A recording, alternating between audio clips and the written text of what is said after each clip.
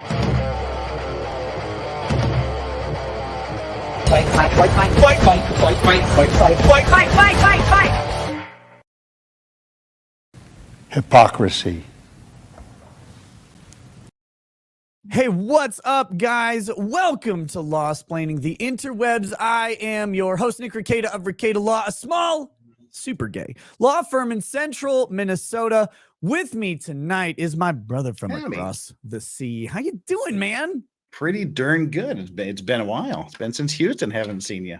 Yeah. I've seen you, but you just haven't seen me together at the same time. Right. Yeah.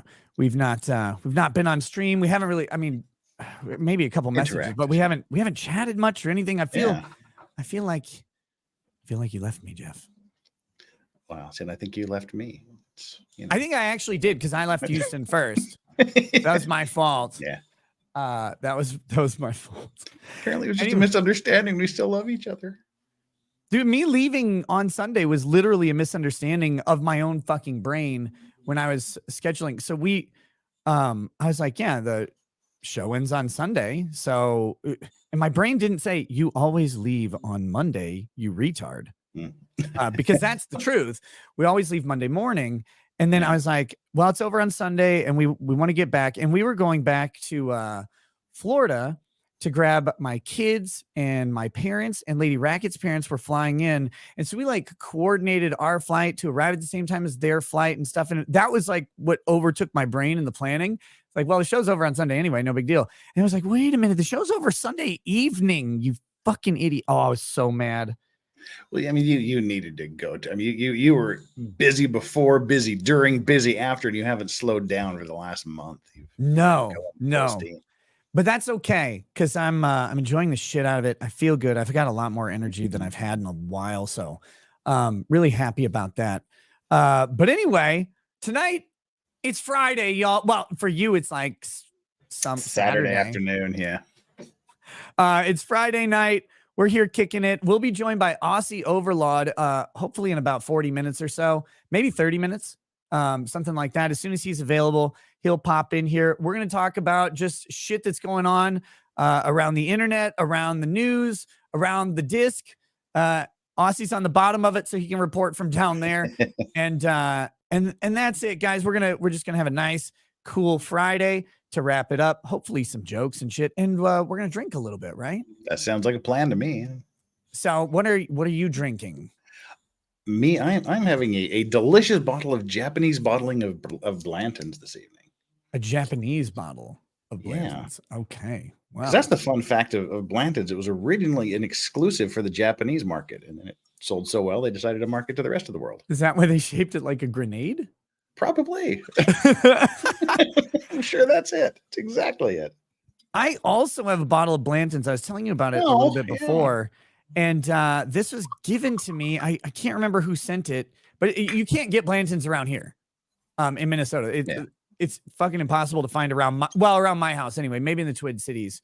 But this is a small barrel bottle of Blanton's. It was dumped on 8/1/16, and this is 66.6% alcohol. Good God, look at the color on that. That's gorgeous. It's dark like Drexel. Yeah. It's I don't know, man. This is gonna be heavy shit. This may be the heaviest whiskey I've ever had. I've had a 69% Booker's. Oh wait, I've had a pretty heavy Booker's. I don't know if it might have been a 67 Booker's. Fuck, it was either 63 or it might have been like 67. I don't know. For now, I'm gonna go with this one. Heavy. Yeah, that's a lot. That is a lot of whiskey. Oh God, that's good. Here we go. I'm gonna give it a shot. Cheers. Oh, well, mine's good at 43, so yours has to be at least 1/3 better. It is. Whoa. Okay. I was about to say it's shockingly smooth. Yeah, clearly. It's very smooth in the mouth, like Russell Brand, but just like Russell Brand, once it gets to the throat, it's a little rough. Yeah. Whoa. Damn. Couldn't breathe. My mascara's running, Jeff. Dude, when he Sometimes that's all you want. did you see that was one of the claims he told that chick Yes. that I just wanted to see your mascara run. I was like, woo. But see, okay. that's the thing. I mean, that goes to this whole: is this a legit thing or not? Because that's one of his jokes he would do on TV shows. Was sometimes you just want to see the mascara run. Right. So, was he doing the joke because it happened with her, or was she remembering something from the joke and projecting it? I think he's just watching porn. Could be. Dude, I saw a meme on Instagram today, and it was so funny. God, it was horrible. It's a little girl and her mom sitting there on the couch. Whoa. No. Do you want to start over again? Nope. No, it's like Okay, the first. we're talking it's about like Russell Brand, the previous sentence. Yep, I know. Don't worry. It's like Alright. it's like comic frames, Okay. right? It's like this mom. She's in, she's dressed like a mom sweater. It's like a spring outfit. So it's like all white linen or whatever. And the little girl, and she says, "Mommy, how did I come into the world?" And the next two frames are these brutal, like clipped for. There's no nudity, but just these brutal porn clips, like. Oh no. Woman clearly has her mouth stuffed and like she's crying, and then the next one is like her legs are all over in the different county or whatever, and she's like, "An angel delivers you to me, my dear." It's like, oh god damn it, why internet are you like this? Oh, it's so funny. I mean, it was a kind of a legal thing. I mean, it wasn't an official, like, is going to be published in a bar journal thing, but it was kind of the same thing. It had some court stenographer wondering how to spell in the. Oh god, It's kind of the same thing. It's so the internet, man. I'm never prepared for it. Speaking of things, yes, it does. And most of them are like this is ostensibly innocent, right? Like it's a PG-13 meme rated R for for themes only. But like it's not a dirty looking meme. It's just like it's depressing because it's like why did someone think to make this? But also I really love that they did. But so on that theme, and actually not on that theme at all, but sort of similar. Did you see the story? Some dude was grooming this young girl over like an internet chat thing, and the police show up at the girl's house. She's 11, and tell her parents and threaten her that she might be arrested for producing child porn. The fuck was up with that? Dude, we're gonna pull that video up. Someone sent it to me. They posted it in locals. Jeebus. It's like, what the fuck are you doing? The cops these days, man, lately they're just, I mean, I know that, you normally don't see cop interactions because most of them are mundane, right?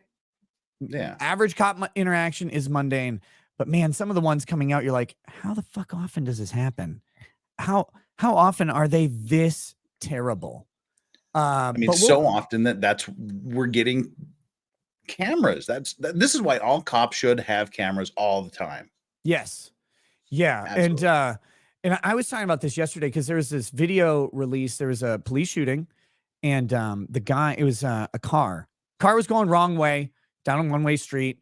So cops go to pull him over. He pulls into a parking spot. The cops out of his car, and it's within 5 seconds. He pulls his gun and blasts the guy through the window. And he had something in his hands. I think, they determined he had a folding knife in his hands, but it wasn't a gun. The windows rolled up, the car doors down, and the initial police department response is he lunged at the officer with a knife. But he was in the car, so it was decidedly and discernibly untrue that he lunged at anybody with a fucking knife. He's sitting in the car. Now, he did have a knife, and if they had opened the door and he had come out, that's where you do get into justification. But man, it looks so bad. It's like, why did y'all lie though? Like, why are you lying about what happened here? And no one's like, well, he had a knife. He thought it was a gun. That's not the claim. It's literally, they just lied. Well, it's like the old Sean Connery line from The Untouchables. Just like an expletive here, to bring a knife to a gunfight. Yeah, that was retarded of the perpetrator. He should have really thought about that and brought a gun. No, I'm just kidding. He shouldn't do that. That's a joke. Okay, I'm going to tackle a couple of these because I see them right now. I'm guessing they may come in throughout the show, but let me do it right now. this happened a month or two ago on Twitter. This came out and I saw it and people asked me the same question. But both last Redshirt and Elephant are asking about Mark Randazza representing Project Veritas and suing James O'Keefe. Let me say this very clearly. I have no say in who Randazza represents. Lawyers will often represent people,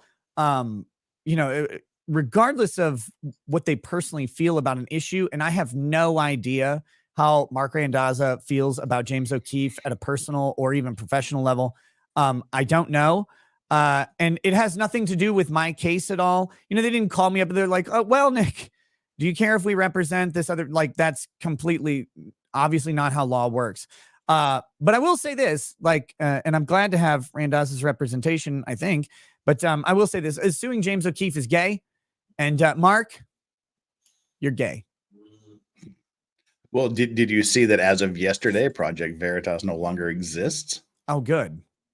Yep, they got rid of the last of their reporters and suspended operations yesterday. So I don't know who's suing James O'Keefe now, but of course they don't exist. They were literally just James O'Keefe. Like, that's it. He's the lifeblood and soul of the organization. Man. So to have that weird board member come in and be like, well, Pfizer told me to kick you off the board. It's like you just destroyed the organization. You didn't stop James. He's not going to stop just because he has a different name or operating overhead like that.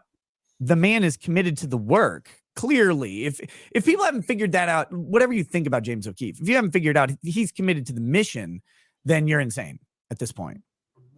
A true believer. Yeah. And I like him. I respect the shit out of him. I think he's one of the last true, real investigative journalists that exists in a world where investigative journalism went away for just crony journalism. Yeah. It's all agendized. They don't go out and do anything. They don't research deeply into people. And when they do, they research them and then they bank it, right? Like we're gonna pocket this away till the right time, unless you have the right message. And all of those old school journalists, I mean, the real investigative journalists, just got to be rolling in their graves today. They do. You know who else can roll in their grave though? Oh dear, who gets to roll in their grave now? But they get to roll lengthwise because they're so short. Attorney Tom is in the chat. Hey Tom. How you doing, Tom? I love you. I love you. I owe Tom an email. I owe him 5,000 phone calls. I've been such an asshole to Attorney Tom, and it's not personal. It's really just his height that does it. But I've been an absolute asshole to him. So I got it, brother. I'll try and, if I don't call you tomorrow because I got kind of a busy day, I'll definitely call you Sunday. And I'll apologize too, because my last exchange was, oh, I'm going on vacation. I'll get right back to you. Yeah. Sorry. Yeah. Take that, Tom. Vacations all around. You get a vacation. You get a vacation. As long as you tell Attorney Tom to fuck off when you do it. Let me hit a couple of these. Oh, sorry. Oh, no. Go ahead. What? I was going to change topics. Go ahead to do your thing there. I was just going to read some super chats, but I'm very interested in what you're saying. Super chatters are very important, though. Okay, well, let's do that. Outpost Nerd says, hey, Law Pope. Hey, buddy. First show I've been able to catch in 2 months. Damn. Can I get a toast to my new job? I'm a para at that's a paraprofessional, not a paramilitary, not a paratrooper, but a paraprofessional, for those who don't know, at a local middle school working with autistic kids. Love the work and kids and hope to help them in a good way in the system. El says, couldn't fit this into my first super chat, but take another drink because Saturday is my birthday. Sacrifice your liver for my birthday, you shyster lawyer, disloyal.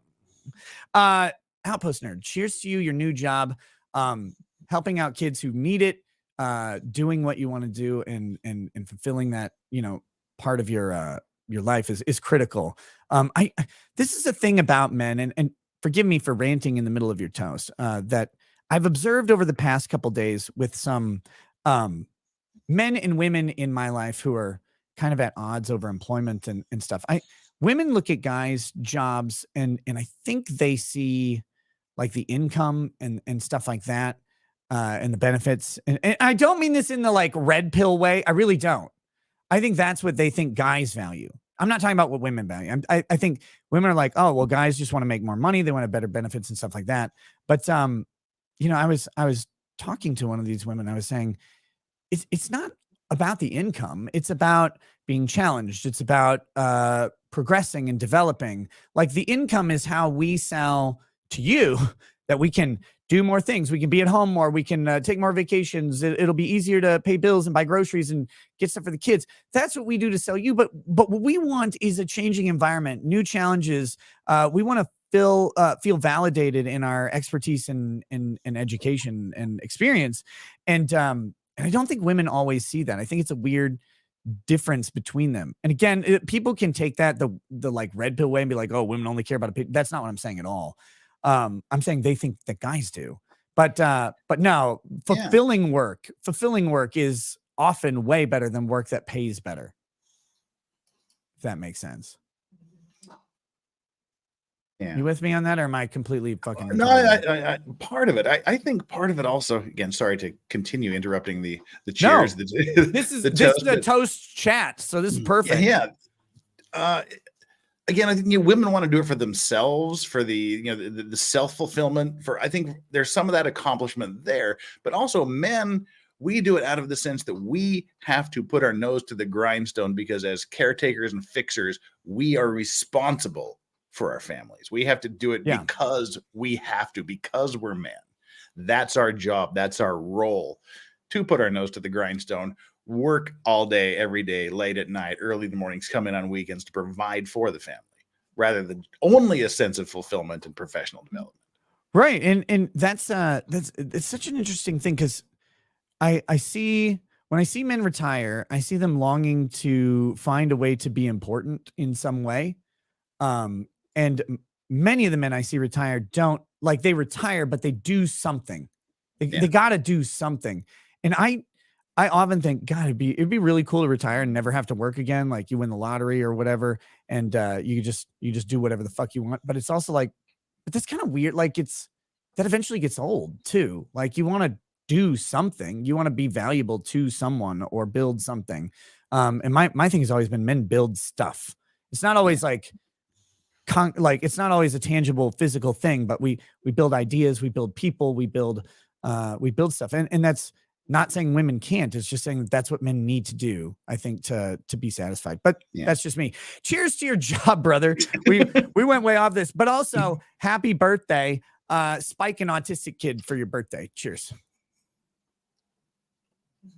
I think that's how I was supposed to end that one. I'm pretty sure that was Nick would need a dozen grindstones for that nose. Thank you. Oh, thank you, Porcelain Thunder. Also, Jeff, fuck you for bringing that up. The nose is always a sensitive subject. Rick Nikita says, dead. Me too. Sketchy says, please make a toast for my husband, Mike, who took his life last month. Fuck. He was an active duty Marine of 20 years. We have 2 young children. We loved him so much, but PTSD was too much for him to overcome. Reach out to loved ones when you can. To Mike, whose battles and demons plagued him long after the physical confrontation. To Mike, who leaves 2 children and a wife behind, may his deliverance from those demons be a marked end to y'all's pain and a memory of the man he was, not a memory of the broken man he became. Cheers to you. Respect to him. Peace. And of course, reach out to friends. Reach out to family. You never know what time you have left. Shit. Well, that got heavy. Yeah. Jay Liebgott says nothing better than Nick and Jeff together. This should be a weekly event. You know, it almost is. Jeff invites me on his show all the time. And as you guys know, I'm a fucking asshole who's been just traveling and going a lot lately. And every time he's like, hey, you want to come on for this show? And I'm like, I'm literally driving 7 hours a day. And it's been a mess, but we almost have it down to a weekly thing if I'm just ever around. But now, unfortunately for Jeff, and now that I put him on the spot about that, I am around. Yeah, I am around, Jeff. So hopefully we'll get some more. I told you not to be around me, but you never listen. No, there we go. It's on you, brother. But yeah, hopefully sometime soon Very soon, you'll catch me over on Jeff's channel, and you'll catch him over here as we have some topics to discuss. Speaking of stuff that we've discussed, or no, not really discussed too much, but cross streams on in a very penis-y way. Never cross streams. Did you always cross the streams? It always works. Like they say, never cross the streams. Yeah, and every time they do it, it works. Did you see that Taylor Business is getting sentenced on the 26th? Yes, it's 26th. We just get to watch him go. You're never seeing the light of day again. Go back to yourself. Yeah, she's going forever. God, but I do want to hear that victim impact statements. Oh, you want to? I don't. The victim impact statement is going to be.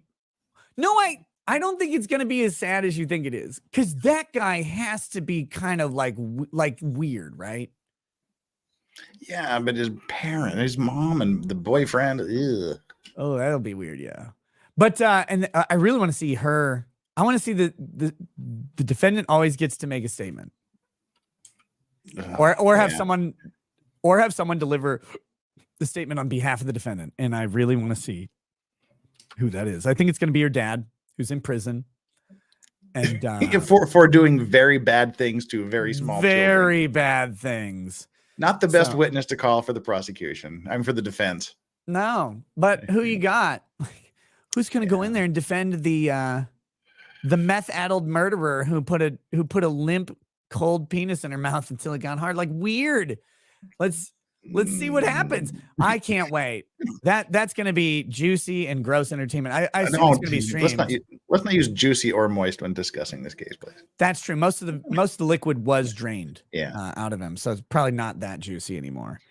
But yeah, I assume it's going to be streamed. Have you seen? It should be everything. I mean, every pre-trial, every status hearing has been, so should be. DTLS says, what was the dad in for anyway? Sexual assault of a very young child. Yeah. Very young. Not like sexual assault of a minor. Oh, she was 17 and lied. No, it's like an infant. It's gross. Very, very disgusting. Bad people. All right. Shocker. The woman who while pegging a man, strangled him to death, chopped off his head, and played with his dead corpse for hours before. And let's not forget, put his left foot inside the chest cavity and hit it in a box. Yeah, etc. etc. She comes from a home that's broken and tainted by crime, and mental illness. So it's weird how that works out. Have you noticed that, Jeff? Okay, if you don't want to answer this, don't answer this. Outside of like traffic infractions, have you had any police interactions? Like, I have once, yes. Okay, one. Okay. Yeah. What do you want to share, or will you share, or no? Oh, this was ages ago, and this was in high school, and it got worked out. That's when I found that things are closer to the movies than you would like to think. So high school thing. I had some sticky fingers in high school, and okay, so snatched a couple things. Yeah, being on the sound and light crew in high school, we had access to master keys to the building and the home ec room and the storage room where they store all the vending machine stuff. And it turned out at some point other people somehow got involved and were doing things like televisions and VCRs from the library. And two guys show up on my doorstep one Saturday morning, very good cop, bad cop people. And in my hometown, like literally everybody knows everybody else. Like one of them knew my boss, the other one knew my dad. Like, you need to come in for questioning. Oh, fuck. And of course it was totally everything that you would call BS on today, but I believed them and it was probably true. They just sat me down in the room and said, look, we know exactly what's happened. It's total cop line. We know exactly what happened. We know what you did. Why don't you tell us? You just need to make sure that your story matches what we know.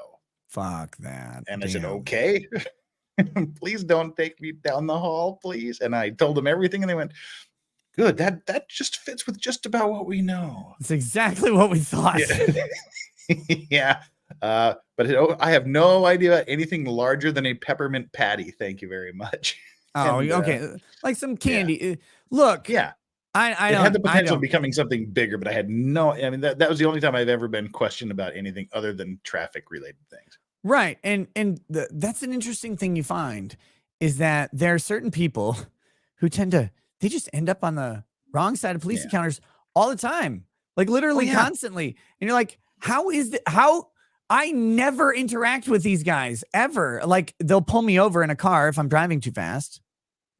That's literally it. Like, or my tabs are expired or something like that. That's it. Like, other than that, it's not like, well, these disorderly conducts and like naked in public or whatever. Like, none of that ever happens to me. And I'm like, how are you always finding the police? I don't even see them most days. And you're out here running into them on a bi-weekly basis, getting charges. But I get clients that do these things. Some course. guy will come in. He's like, "Look, I've been here 6 months. I've already been I've already been arrested like 6 times in 6 months. You know, the police have it out for me. I've been in 3 fights. I've had my stuff stolen. I've been here 35 years, and I've been in 2 fights, and that was both. They were both like 25 years ago, and it was my fault for sticking my nose in between 2 drunk people that were making too much noise at night." I haven't been in a fight as an adult ever because I don't want to get stabbed. It's too fucking dangerous to fight these days. Yeah. And the last fight I was in, I think was in junior high. No. Okay. I was in a fight in junior high. A dude in high school came up and shoved me. And then my friend went over and kicked his ass. Cause I was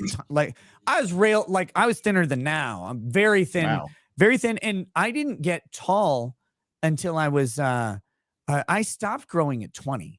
So like, oh my God. When I was a senior in high school, even I wasn't 6 feet. I think I was like 5'10" or something, 5'9", 5'10". But then I got to 6'2" when I was in college. And so I was a very small dude always my whole life. This guy came up and he shoves me and I had a Surge or a Mountain Dew in my hand. And I was just so fucking proud because I flew and like rolled and didn't spill any of it. I was like, that was cool. But then my friend went over and just beat the fuck out of this guy because they had beef and it was a good excuse.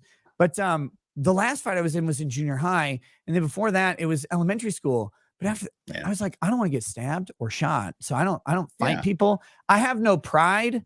I don't need like respect from strangers. And you see all these fucking guys getting either, folded in half by a punch or literally just dying because like someone stepped on their shoe and scuffed it or something. I will apologize to a fault. I'll apologize for shit. Other people. I'll apologize to white people for my people being enslaved, whatever it takes. Like I am not there to get shot or stabbed. I got too many people it ain't worth it who care about me. And like, I see these guys getting in fights as adults. I'm like it's funny. Yeah. I love that World Star Hip Hop exists because of you, but why are you guys getting in fights all the time? What the fuck is your life? And as I said, the last 2 fights, they were both in my early to mid 20s, and they both started exactly the same way. I'm asleep. 2 drunk Koreans are fighting outside the window, waking me up. So I go outside. Literally, both of them exactly the same scenario. You should think I would have learned my lesson the first time. It's 3 o'clock in the morning. Can you guys go fight somewhere else? And then they both go, well, why are we fighting each other? We can be fighting the white guy. Yeah. And I go, whoops. All right. And drunk people take punches way better than sober people. Wait, did you say they were Korean though? Yeah. There's a few. Well, you have an inherent advantage. But they don't know taekwondo. Yeah, that's the advantage. Just grab them. Yeah. Just grab them or throw them to the ground. Close the distance. There you go. Like, if you can't kick me, you can't do anything. Yeah. I'm not a bag or a mirror. You don't know how to hit me at all. No, it's weird, man. People, even when I see like guys online and stuff talking about fighting, I'm like, who has? It's bravado. It's if you, for some reason, you think if you walk away or if you apologize, you're lesser than them. So you have to show your dominance. It's so weird. I have no desire. Like I don't need to prove anything to anyone. Like, I'll kick your ass. You would, brother. You win. That's cool. Want me to buy you a drink? Like, can we not go to jail tonight? I don't want to go to jail. I don't want to get stabbed. Yeah. I don't want to get hit and have my head hit the concrete and not wake up. Like, I don't want any of that. And especially here in Korea, where you essentially have no right to self-defense. Oh shit! Somebody punches you in the head, you punch them back. You both get charged with assault. Fuck that. That's a mess. Now and again, I've navigated some pretty tough situations as an adult without ever getting in that physical confrontation or altercation. You won't catch me out there being like, I'll kick your ass. Like, look, I've taken martial arts. I don't know if they will work in the real world, but like I'm not afraid of people. I'm fairly confident if push comes to shove that I can defend myself or a loved one. But I don't ever want to test that theory ever. My goal is always just like, can we not fight? Can we just not do that? Do you think it's a professional thing where that's just sort of the way we've been trained is to talk through situations and to I've been that way and to persuade other people? I've been that way a lot longer than I was a lawyer, though. But did you become a lawyer because of that ability, or was it any way related to?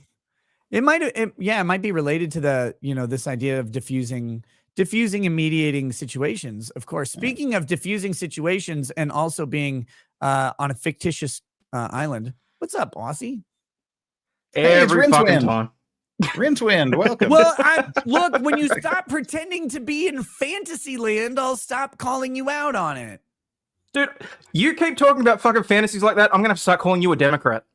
Go ahead. I'll have to call him prawn if he keeps talking about fucking fantasies. Whatever you need to get off, whatever you need to get off, Aussie, you can call me whatever helps, brother. Fair enough. Just let me crack a tinny and I'll be right with you. Oh, there we go. All right. So someone here in chat is severely black on blacks. South Korea is great for tours, but if you're looking for partying nightlife, don't go. Yeah. Come on. So there is nightlife in South Korea. Oh yeah. You know where there isn't a nightlife? It's the U.S. It's in Minneapolis, Sunday through Thursday. Lady Rackets and I were just this past weekend, or not this past weekend, but the one before Nashville. We were in town for an art event Friday and Saturday. But we got into town Thursday. We wanted to kind of get into town, get ready, not be rushed on Friday. So we go into town Thursday and we're there. We got there like, I don't know, 9:30. Mm-hmm. I'm like, well, hey girl, what do you want to do? You want to go like get dinner? Do you want to go out and get some drinks? Do you want to try and find a place to go dancing? Or do you want to just stay in the hotel? Whatever. I'm good anyway. We don't have any plans. All of our friends are busy. What do you want to do? She's like, well, I don't know. You decide. And I'm like, well, if you ask me, I'm going to say, let's go out and get drinks. Like, let's go hang out. We don't have the kids. We can go out on the town. So we go to a bar and there are 10 people in the bar. Thursday night, like we get out there. It's about 10:30 to 11. There's 10 total people. And it's a bar, but it's also like a dance club. Like there's just no one out. And it's like, Thursday nights in the city suck. They just fucking suck. Were the 10 people, was it like the college kids going, what do we do? Or just some guy that's like, I really have been sitting here at this bar for 42 years. There was a fat bachelorette party because that's all of them. All bachelorette parties are fat, by the way. Usually you hope like the bride has gotten on a treadmill sometime in the past century. That's increasingly less true. So there's a bachelorette party. They weren't even wooing, Jeff. There were no woo girls? No. It's a whole bachelorette party. They're drinking quietly together. That's how depressing. Minneapolis on any day that's not a weekend is garbage. There's no way around it. Really? It's like going to a strip club on a Tuesday. No one's rowdy. What the hell? With the great musical history in that place. Come on. Dude, it's weird. It's very strange. But yeah. So somehow when we were in Nashville, we went out on Thursday. And like every bar is packed. And it was like, holy shit, this is what life is like in a city of non-weirdos or Somalis or whatever. Were you down like Beale Street or? No, we were on Broadway in Nashville. Isn't Beale in Memphis? Yeah. I learned that from Mark Cohen. Yes, Mark Cohen. The big blues street. Yeah, that's right. Got a prayer in Memphis. It's a good fucking song, honestly. But anyway, Aussie, how you been, man? I haven't really talked to you since Matsuri either. Yeah, it's been a while. Yeah, no, can't complain. It's been a bit of a crazy week. Just getting through things at work, doing the usual streams, just trying to keep people entertained while I live my life. But yeah, can't complain. We did the after party last night. How was your visit to the States? The one time you didn't have to pretend to be a Fed. How was that? It was good. It was good to be able to drop the persona because I don't know how many times I've said it, but personas are just it's fucking effort, and you just don't want to have to do it. But no, look, it was good. Aside from the one point, I think it was. What was it? It would have been the the Saturday night when I left the hotel because everyone had gone to the bar, and I walked on the streets of Houston after midnight on my own. Oh And- shit! Was that we were out, right? Were we at the dirt bar at that point? No, I think this is either the day before or the day after the dirt bar. It was like It 2 was- days after. Yeah. It's all Well, a blur to me. I think I went to the dirt drink, bar sleep, twice. drink, sleep.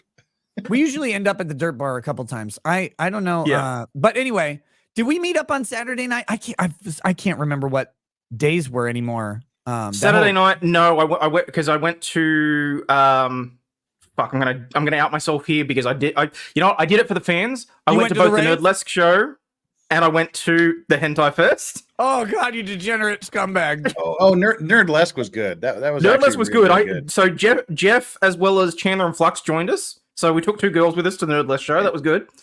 I And think all 4 of us liked titties. That was the awesome part. Yeah, that's the best part about it. We were all sitting in a room and like Hayden calls up and Hayden came to the room and because I was like there, I was in the room with Chandler and Flux, and Hayden's like, "Who wants to go see titties?" We're like, all right, let's go. Look, if you're in a room with a bunch of people and a woman says, "Who wants to go see titties?" Now you're like, "Well, now I'm not weird for asking. I just have permission," and you just go. Of course, you go.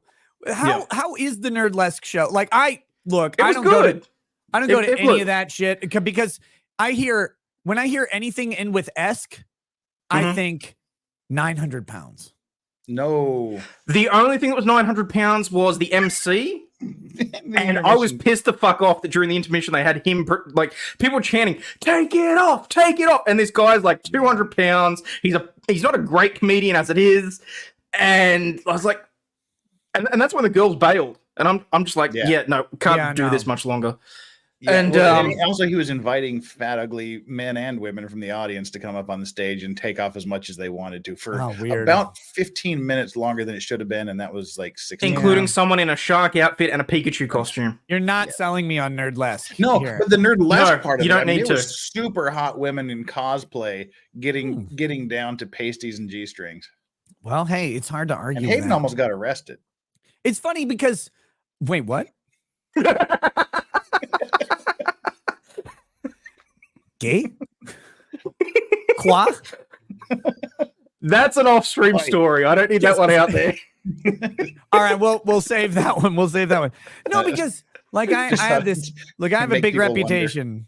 I have a big reputation to live up to as a consummate degenerate. But every time we go to Anime Matsuri, the only degenerate shit we've ever done is we went to the hentai corner, which I don't think they had a hentai corner this year. They didn't, and from what I can work out, it was something to do with the way that it was planned out, because all the booths, instead of being in one area, were scattered throughout. And there were people that were bitching and moaning about that because some of the things were on display that kids shouldn't have been able to see and whatever else. And it's like, that really should have been in a section. And now to be very clear to everybody, those booths, I didn't see any nudity, but they put like tape and stuff over it. But still, like a pillow. Post-it notes don't do a lot. Right. Yeah. Right.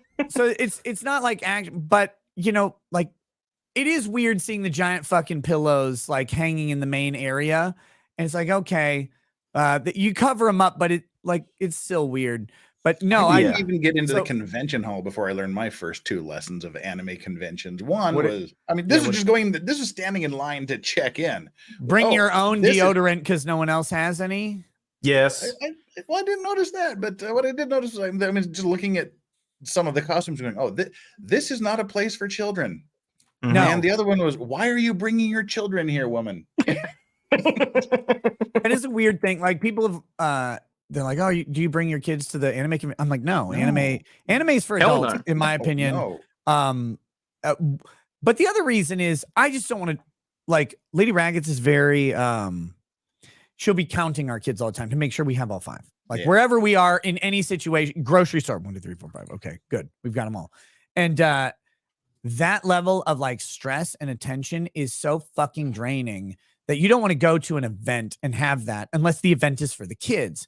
I don't want to bring them to any convention ever, regardless of it could all be G-rated content or whatever. I just don't like if I'm working, right? Like at Anime Matsuri, I definitely don't want to do that. And I'd be putting the entire burden on her. So we don't do shit like that. at all. But I really don't know why people bring their kids to anime conventions in general. I know your kid might like anime. Bring them back a stuffed animal. Just, in my opinion, they should be 18 plus.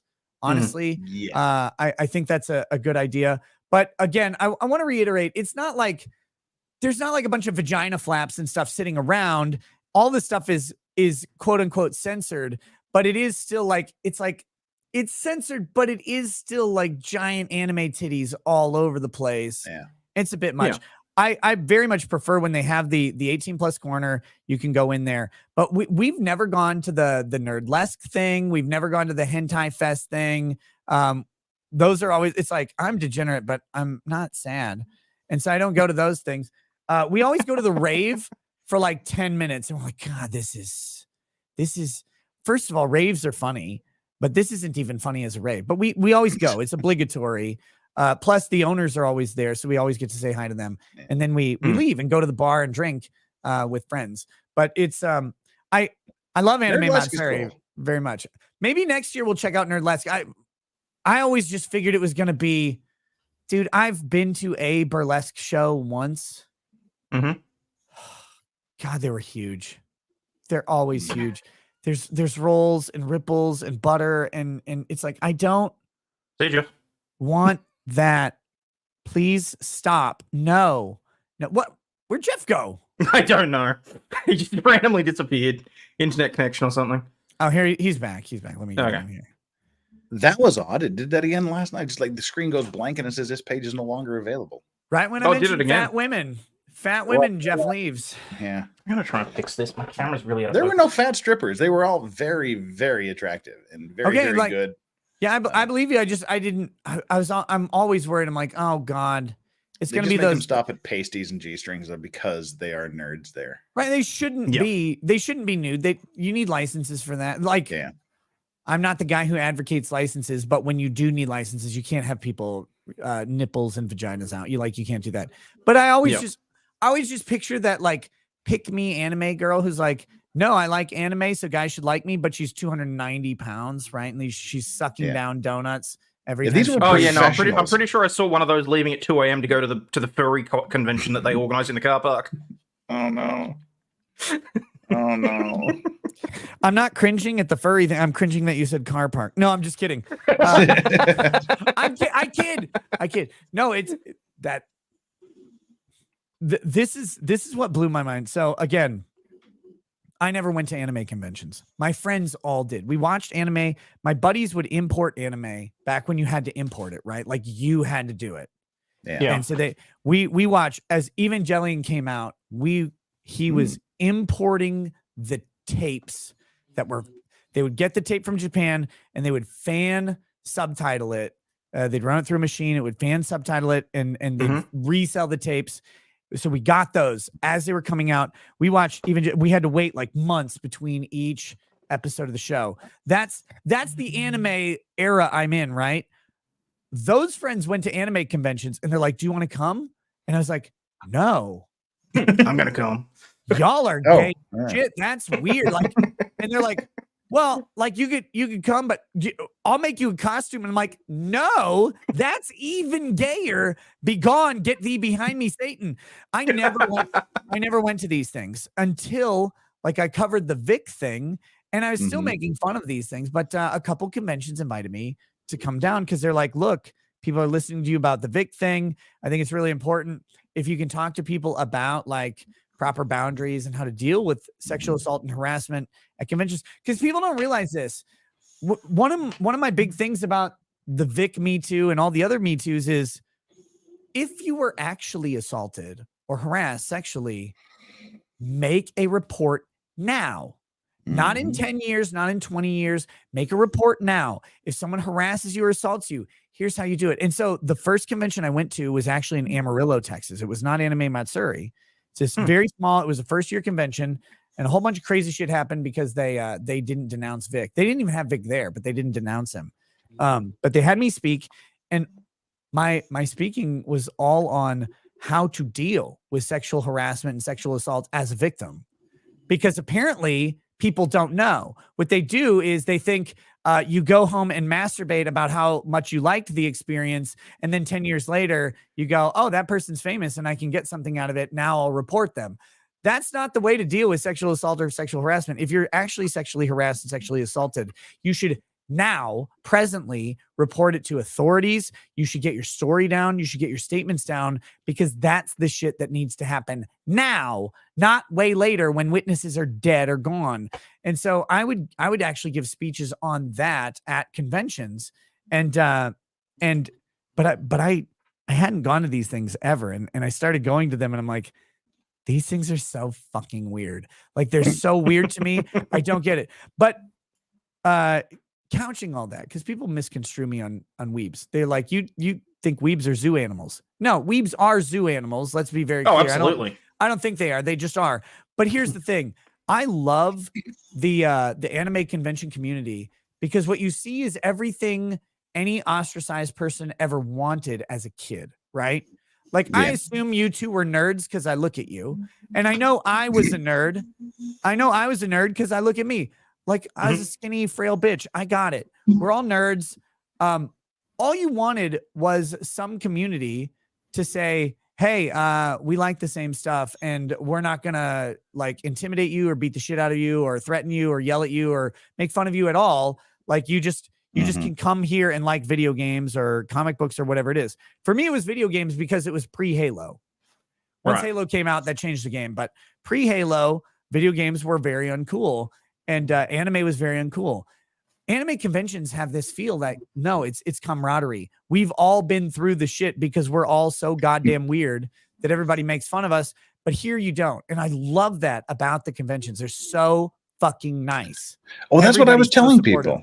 Yeah. I mean, you got into the anime scene right when I was getting out, because like Evangelion was some of the last stuff I saw. I got into it with Vampire Hunter D and Lensman when they brought those over, and Robot Carnival. It was the three anime special that they did on HBO. It was the original Vampire Hunter D, Lensman, and Robot Carnival. And it's like, we're going to play these animations. They're not for children. They're for an adult audience. You watch them. And I watched them and I was like, this is probably like 1994, something like that. And I'm like, this is fucking cool. So just to be clear, that's when I got into it. Battle of the Planets with G-Force with Casey Kasem doing the voice of Jason. We watched every day in middle school.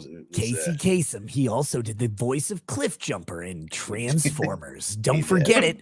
Never touch that dial. Cliff Jumper coming at you live. And Mondays through Fridays, 9 to 5 a.m. And that's how I got my start in radio, was doing American Top 40 every Sunday morning. But it was in a Robotech, and then the sequel Macross. Those were the three things that I got into. Roy Fokker is still the man. Yeah. See, the funny thing is, because I was young enough that I skipped over Macross and Robotech, I've actually only just started rewatching Macross just to see what all the hubbub was about. But for me, I managed to do, because it was during a period of my life where I didn't have a huge amount of supervision. So my introduction was Hellsing, Evangelion, and Guyver, the bio-boosted armor. So it was not stuff that I was... I mean, this is a 10-year-old watching this shit, so... I like the convention because it was, like I said, it was beyond, it was past my generation. I saw one Macross book and one Robotech book. I'm like, I got to go back and buy those, and they weren't there 30 minutes later. Dude, but it was Macross has been fucked by Harmony Gold. That's it. Sorry, keep going. But Harmony Gold, you can get this dick in your goddamn ear, and I will jizz your brains out the other ear. Fuck you. I hate you for what you've done to Macross and Robotech. Sorry, go on, Jeff. How do I go in after? How do I follow that? I don't know. Probably with a cleanser and a disinfectant, I would think. Clearasil cleanser and a cotton ball. But I think I was going to say that I liked it because it was a bunch of misfits who were all being misfits together. They were having a great time doing things, not being judged by anyone. Yeah. No, there was no fight. I didn't see a single argument. I didn't, somebody spilled something, they cleaned it up. It was just a group of people together, just nerding out the way they like to. It was great. I loved it. The vibe was way cool. That's the thing. That's what made me so mad about all this stuff. When this convention culture has been attacked in general, it's like, guys, can you a lot of these people have, not all of them, but a lot of these people have social anxiety, or they're awkward, or they feel like not comfortable in mundane social scenarios. Don't take away this place, this mecca that they have to go to, where they can just be themselves and the person next to them understands, even if they're not at the level, right? Like you look over and you're like, that person's in like a ridiculous cosplay and you're in jeans, but you're like, no, I get it though, because I like Cowboy Bebop, so that's cool. Like, Yeah, good job, buddy. And like that camaraderie and stuff is so prevalent in conventions, and that's the shit I hate that's been under attack. Is like, just let these guys have a place. But no, Macross, dude, Farewell to Love, I think is what was called. What the thing was. It was called Clash of the Bionoids when I was a fucking kid, renting it from Blockbuster every week. My grandma would take me to, we'd walk to Blockbuster. It was walking distance from her house in Houston. And I'm like, this is the one I want. This is the one I want every time. Macross, Clash of the Bionoids. I want to see Roy Focker's VF-119 Valkyrie get his head fucking smashed in by a goddamn communist fucking whatchamacallit, what are their names? It's the Meltrandy and the Betazoids or whatever. Beta, keyword beta, the big tall motherfuckers.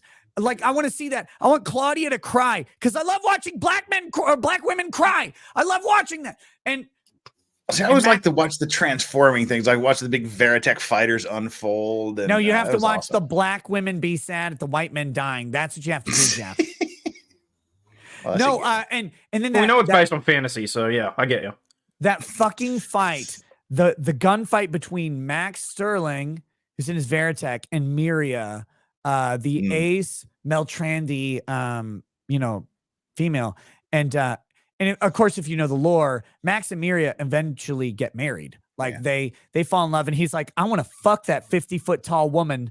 I don't care how tiny my Asian penis is.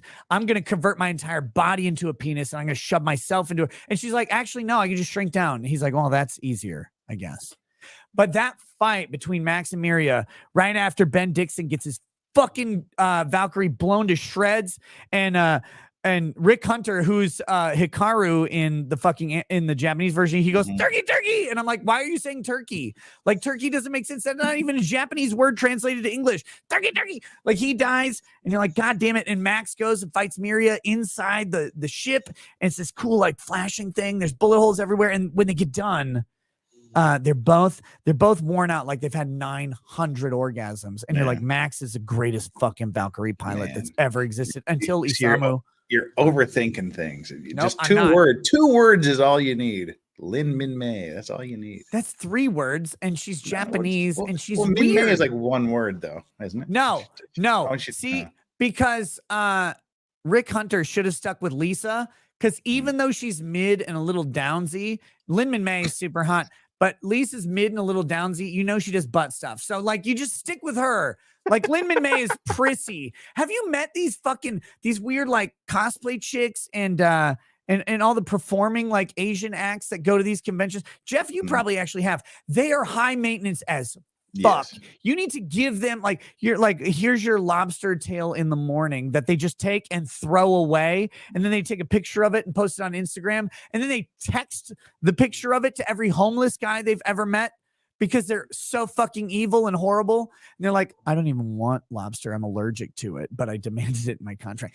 Fuck these women. God damn it. That's Lin Min Mei. Lisa's a good, classy woman who just wants to put an entire penis in her butt. And we're sitting here, we're like, oh, I know, I value Lin Min Mei. Lisa's like, God, she's a working woman. She's got straight brown hair. She looks like Pearl Davis, except way hotter, because Pearl looks like someone beat the shit out of her. She can't even afford a curling iron. That's how poor she is. Exactly. We're sitting over here. We're like, no, Lin Min Mei. That's why she does butt stuff. Yeah, Lin Min Mei's. Oh, she's an 18-year-old J-pop star. Oh, yeah, Lin Min Mei's great. No, she's not. She's insufferable. She would never do butt stuff. Lisa is doing butt stuff constantly. She's probably doing butt stuff with Claudia just to pass the time and be ready. Speaking of that, what's up, Andrew? Speaking of butt stuff, what's up, brother? You beta weebs, what's going on? like I wake you can up and I'm like, talk, "This Jesus." is talking about Macross right now. What the hell has gone wrong with the world? If you we're know? not talking about Macross, are I'm we joking. even men of the It 90s? was, I know, it was I just know. a 15-minute lead up to Thai butt stuff. Yeah. No, I made a joke that like or rather seriously though, like it's an intro to anime, giving them the Macross Plus movie. People who don't like anime to saying, "Hey, watch this," as an isolated thing, because anime can be hard to get Macross into. Plus If you is want, fucking awesome. it's Sorry. awesome. And you can't hand them fucking One Piece and be like, "Hey, go watch all of One Piece." It's like ridiculous. Oh, like what the right? fuck? Oh, here's People saying that. 15 here's 1,500 episodes of No. shitty animation. By the way, No. I fucking hate the One Piece art design. I will personally come over and beat the shit out of whatever Japo made that. Like Hiroshima It's comes every to one you of them. personally. It's every one of I'm them. gonna put Fat Boy in your fucking mouth and detonate you to the moon, bitch. One Piece's animation sucks. Macross Plus that's though. actually that's the most common style of animation in Japan and I Korea. hate is the it. One Piece style. And I know why I they don't know about do it. most It's comic because like the manhwa style is a little different, Jeff. And also like It's the cheap. the It's cheap. yeah.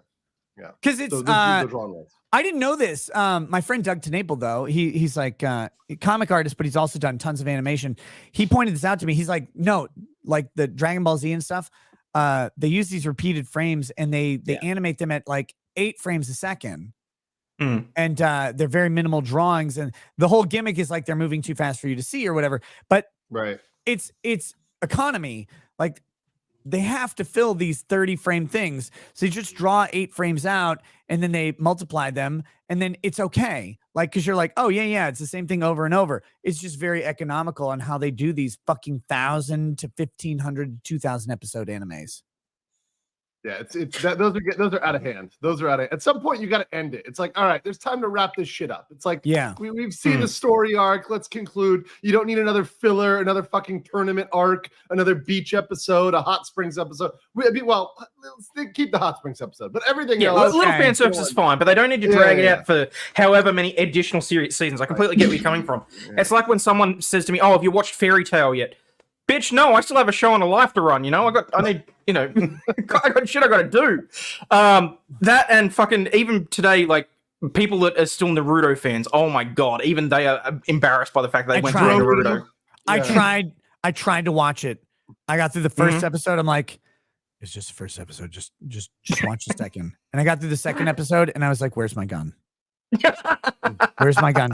I need to hire a Mexican I can blame this on so my family can claim insurance. Like I can't do it, but I figure if my gardener does it, that'll be fine. Dude, I could not. If you guys like Naruto, maybe it gets better. I don't know. I didn't have time for it to get better. It didn't get better. It didn't get better.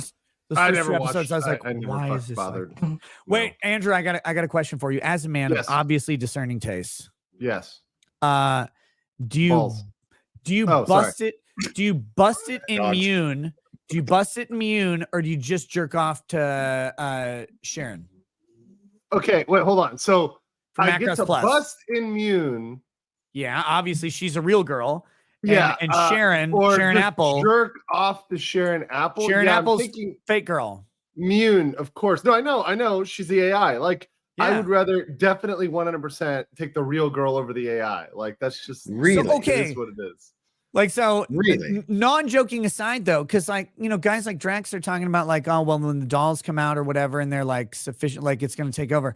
Do you Oh no, always... fuck that, because they're talking about how there's errors in the codes and they're killing people. A doll is a physical manifestation. It's not. Yeah. It's not Sharon That's Apple, what I'm asking. right? So, Yeah. okay, so doll versus real girl. Like, if the doll is convincing, you take the doll. Is that what you're If the saying? doll, well, no. Well, because you don't have to feed it. I don't see why you can't do both. You don't have to give it your money. Right. Get Other a than real the girl purchase who price, likes yeah. the dolls, right? Because here's what's going to happen is that the demand for the real girls is going to go down, so the supply will go up. So I mean, the cost there is going to drop. Like that cost is going to drop big time. So have you ever seen yeah, that? I would do both. Have you ever seen the video of the court where the judge is sitting there and the guy is sitting there? He's a defendant in a prostitution sting, and the person says, "Did you say to her, 'Girl, you thicker than a bowl of oatmeal'?" And he's in shackles, and he just goes, he just goes like this. He goes,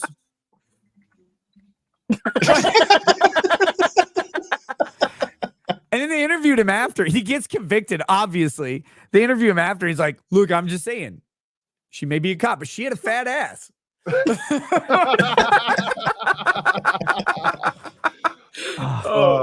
Shit.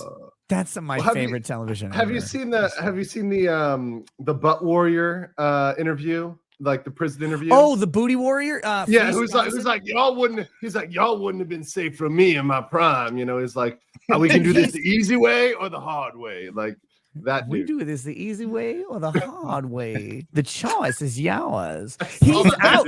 He's out. He's out now. He's on the interviewed of America. Like, seriously. He's married, I think, he's married to a woman.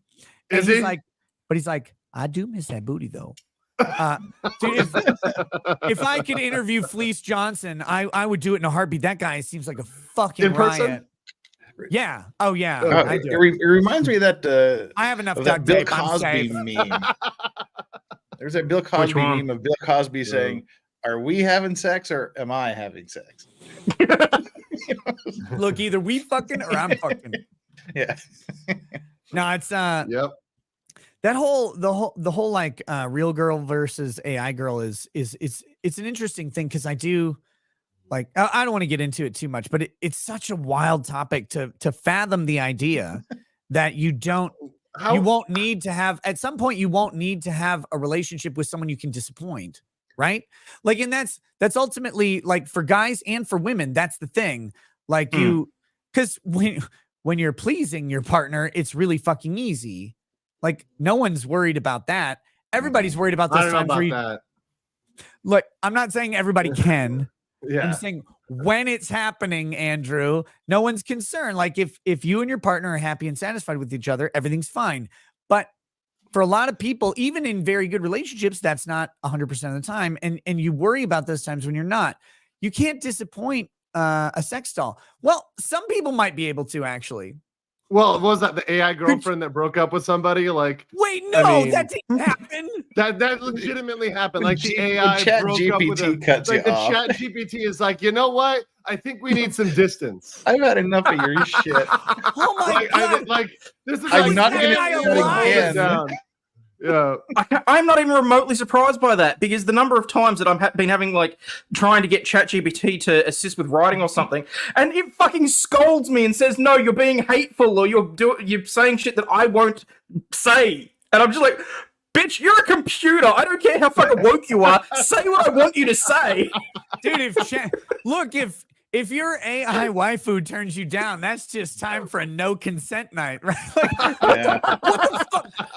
How do you honestly, like the AI that's designed to love me no matter who I am just broke up with me. I'm going Well, to that was like the that was like the plot of that was the plot of, wasn't that the plot of Her or whatever? Her with I didn't watch it with Joaquin. I wanted to watch it. Literally, she's like, yeah, I would rather transcend to a different realm than like be your AI waifu again. Like that's pretty much what happens to the dude. Oh Christ! I didn't realize it was that depressing. Yeah. There's another guy involved. There's another AI involved who's like, oh yeah, she's coming with me. He gets cucked. He gets cucked by his AI. Wow. Phoenix, why? It's a cuckbot 5000. No wonder he puts the clown makeup on and starts shooting people.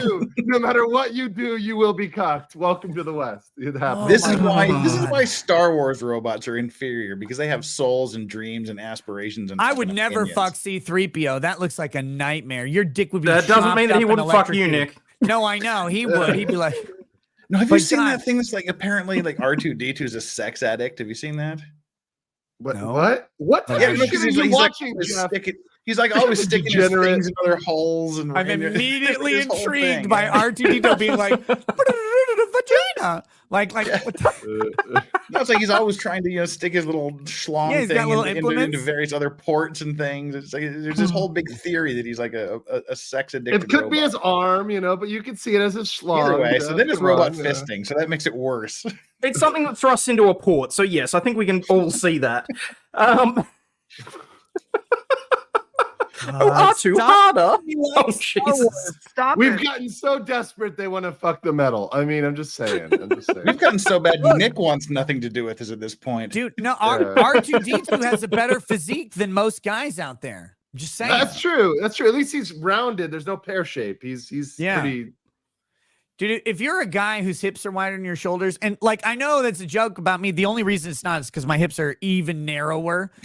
But like, no, like, come on, guys, do something out there. Jesus Christ, R2D2 is your model, and he doesn't even have legs. He just has wheels to roll around on. Go get it. Roll on a treadmill.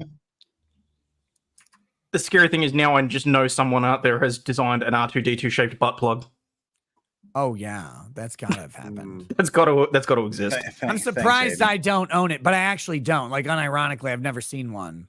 But there's gotta be one. Wait, Kinky Corner, Aussie, your search history's fucked.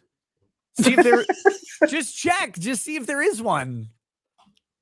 All right, fine. Give me a second. Sorry, I'm already there. I'm just pushing enter as we talk.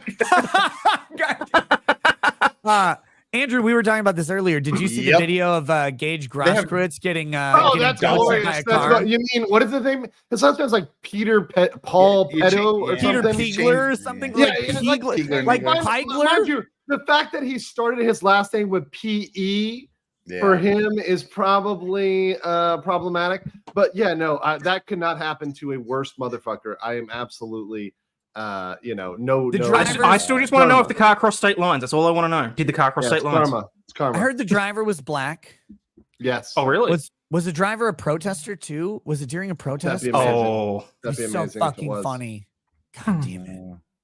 God. I was talking with Lady Rackets about him though today because she doesn't follow any of this stuff.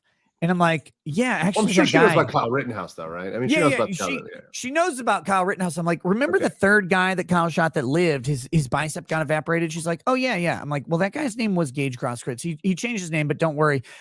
He only changed it from Gage Grosskreutz to whatever because he was in a crosswalk, and Grosskreutz sounds like crosswalk. But so I'm like, this man gets fucking blitzed by a car out of nowhere, like from the top ropes. Car comes in, RKO, and just knocks him across the intersection. She's like, oh my God. I'm like, yeah, and he lived, of course. She's like, is he invincible? Is he Bruce Willis from Unbreakable?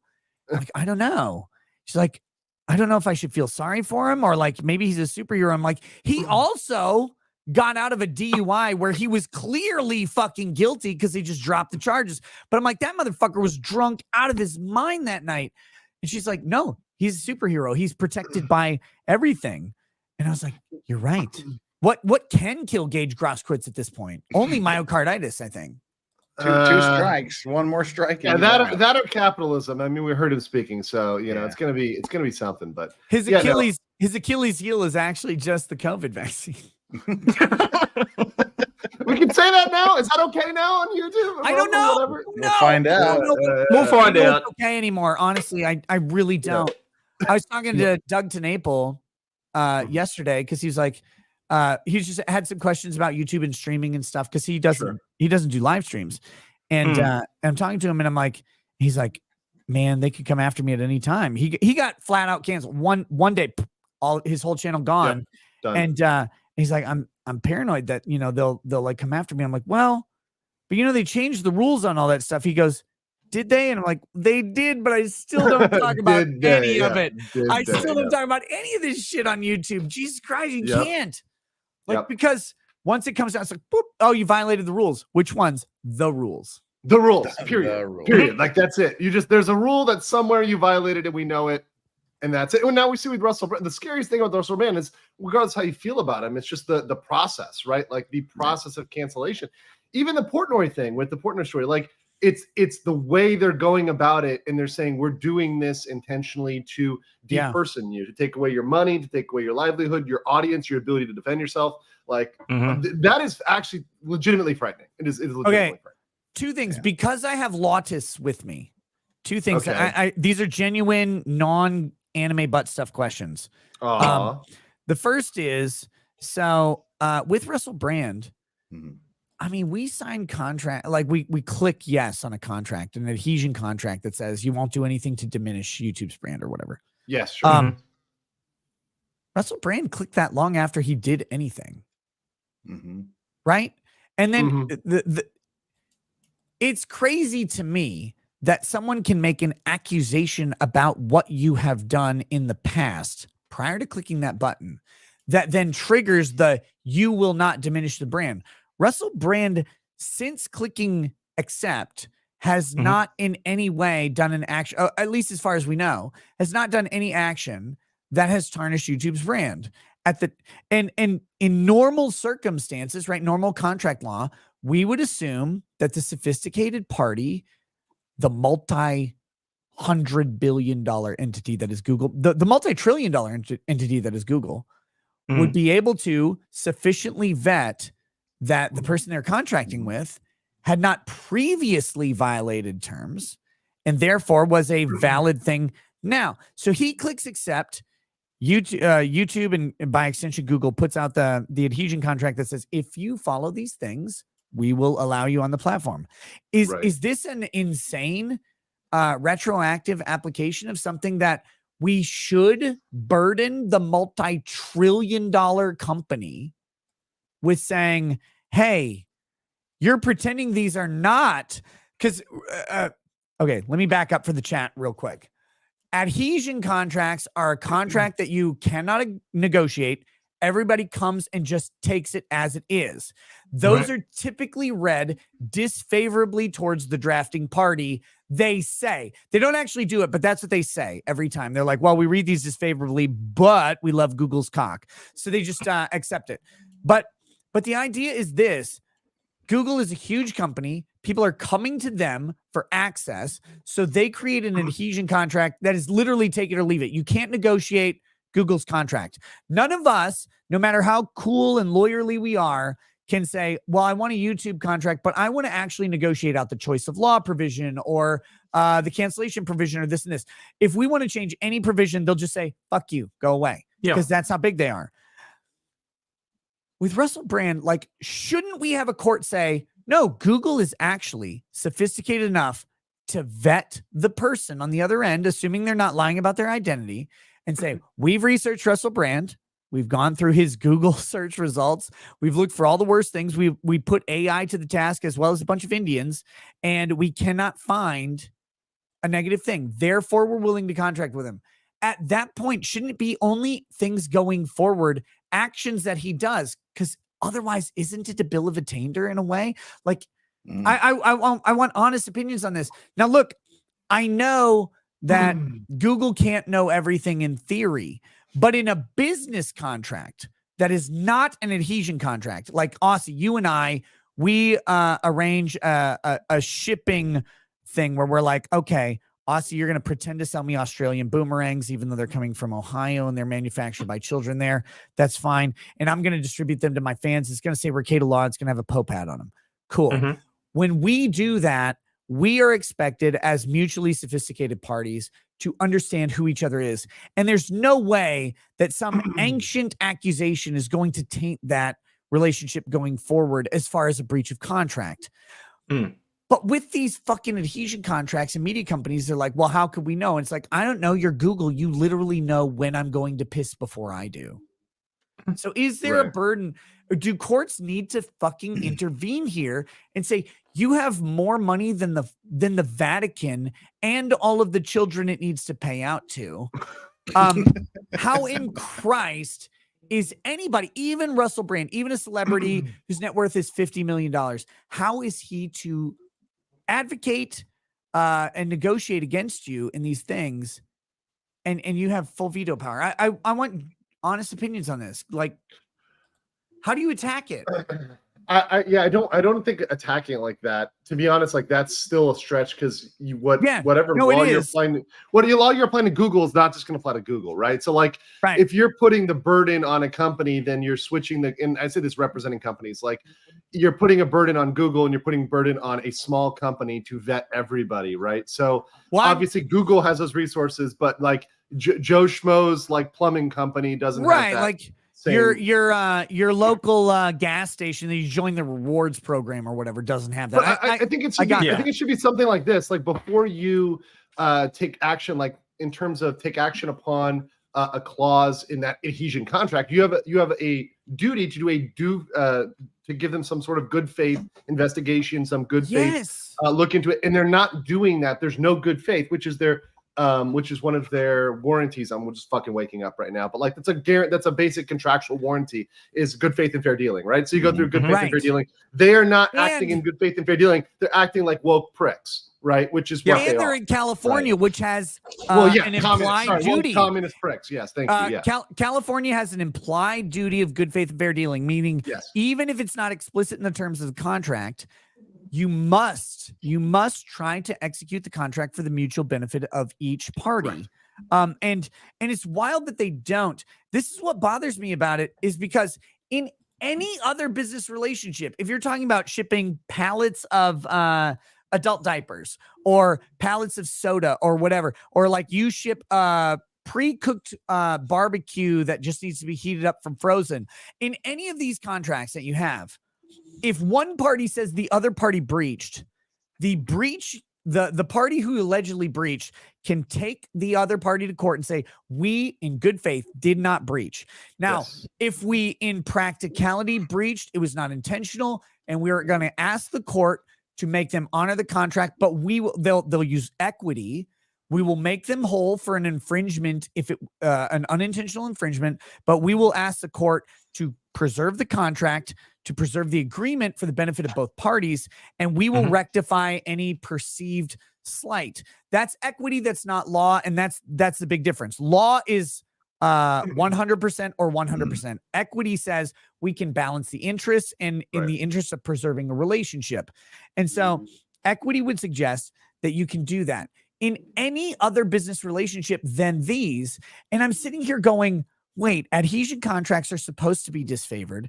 You've got a sophisticated moneyed party versus literally anybody on earth. And then why the fuck do they get to unilaterally decide when terms are breached? And because of Section 230, no one has even the ability to question whether or not the breach is legitimate. But all I want is the right to go before a third party neutral arbitrator and say, hey, I didn't actually breach the terms. Let's get some concrete definitions here, because they say I breached the terms. I acknowledge that. Here's the reasons they say. Actually, let's make them produce those reasons. But in reality, I didn't. So can we get someone to rule on whether or not I breached the contract? Yeah, I'm even okay with them. I'm even okay with them picking the arbiter. Like in arbitration, some people have real deep problems with arbitration, but I mean, at least there's a fucking process. At least they have to go through a process. So they think for 2 seconds, is this worth going through the process? Right? Because like it's gonna take time, it's gonna take money. So at least they fucking consider it. Now it's not even considered. It's like you're appealing monetization on a video, and it's like, well, it's a roulette whether this one comes up yellow or green. Who fucking knows? Right? Like we don't know. That's not a system. That's not that's certainly not good faith. No, hell no. Half the time I don't even bother turning monetization on anymore, because I know that it's just going to come back. You're just too kinky, Aussie. I mean, no. Hey, I took the kinky shit. I put it on locals for a very specific reason, because some motherfucker went through and flagged every single episode. I was not happy about that. Welcome to being a big YouTuber. That's what happens. Oh, I'm not a big YouTuber. We know this. You are with your koala. See, that's where my problem is the equity. Not the equity of outcome, the equity of treatment, the equal treatment. There needs to be consistency and fairness. You can't look at someone like Russell Brand, who has literally only been accused. Yeah.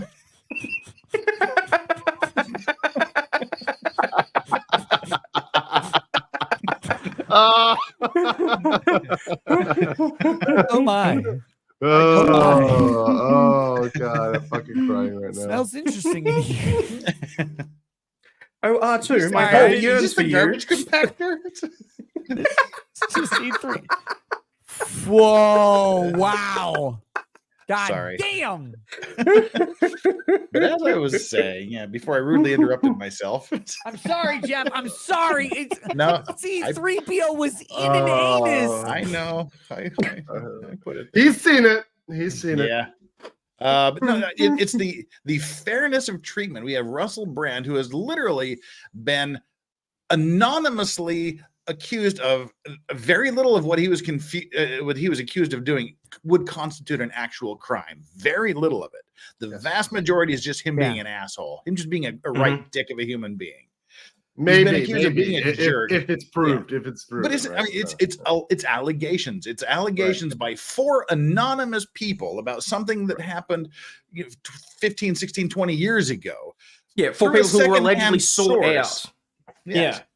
Through a secondhand source, but so therefore we need to deplatform him. We need to demonetize him based on these allegations of 4 anonymous women for things that just mean he's a dick and maybe possibly something that may have constituted a crime 20 years ago.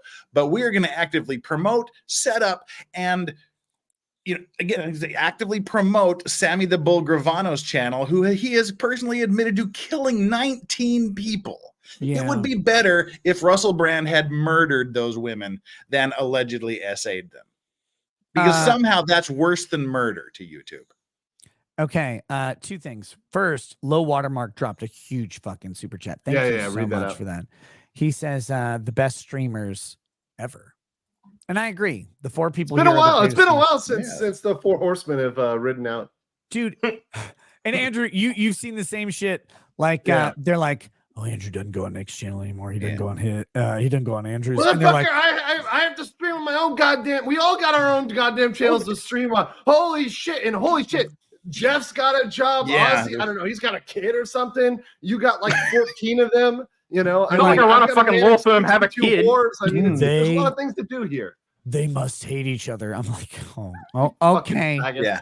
Okay. Well, especially since Andrew fucked off to Thailand and say, you hate each other. You've never even talked to each other since then. It's like, yeah, we have. We just don't include you in the fucking conversation. Andrew, I'm going to be doing a direct flight to Busan. Direct flight. You fucking cunt asshole. I drove your sunglasses from Minnesota to Florida. Who has them now? Does Camelot have them? Yeah. Yep. I gotta get him off that faggot. And then I flew those sunglasses. He's supposed to come to Japan. On my face, Andrew, from Florida to Houston. And you're like, hey, I had a massive personal issue come up. I can't make it. And I'm like, I got it, man. But I'm gonna put these on Camelot's penis. That's what I'm gonna do.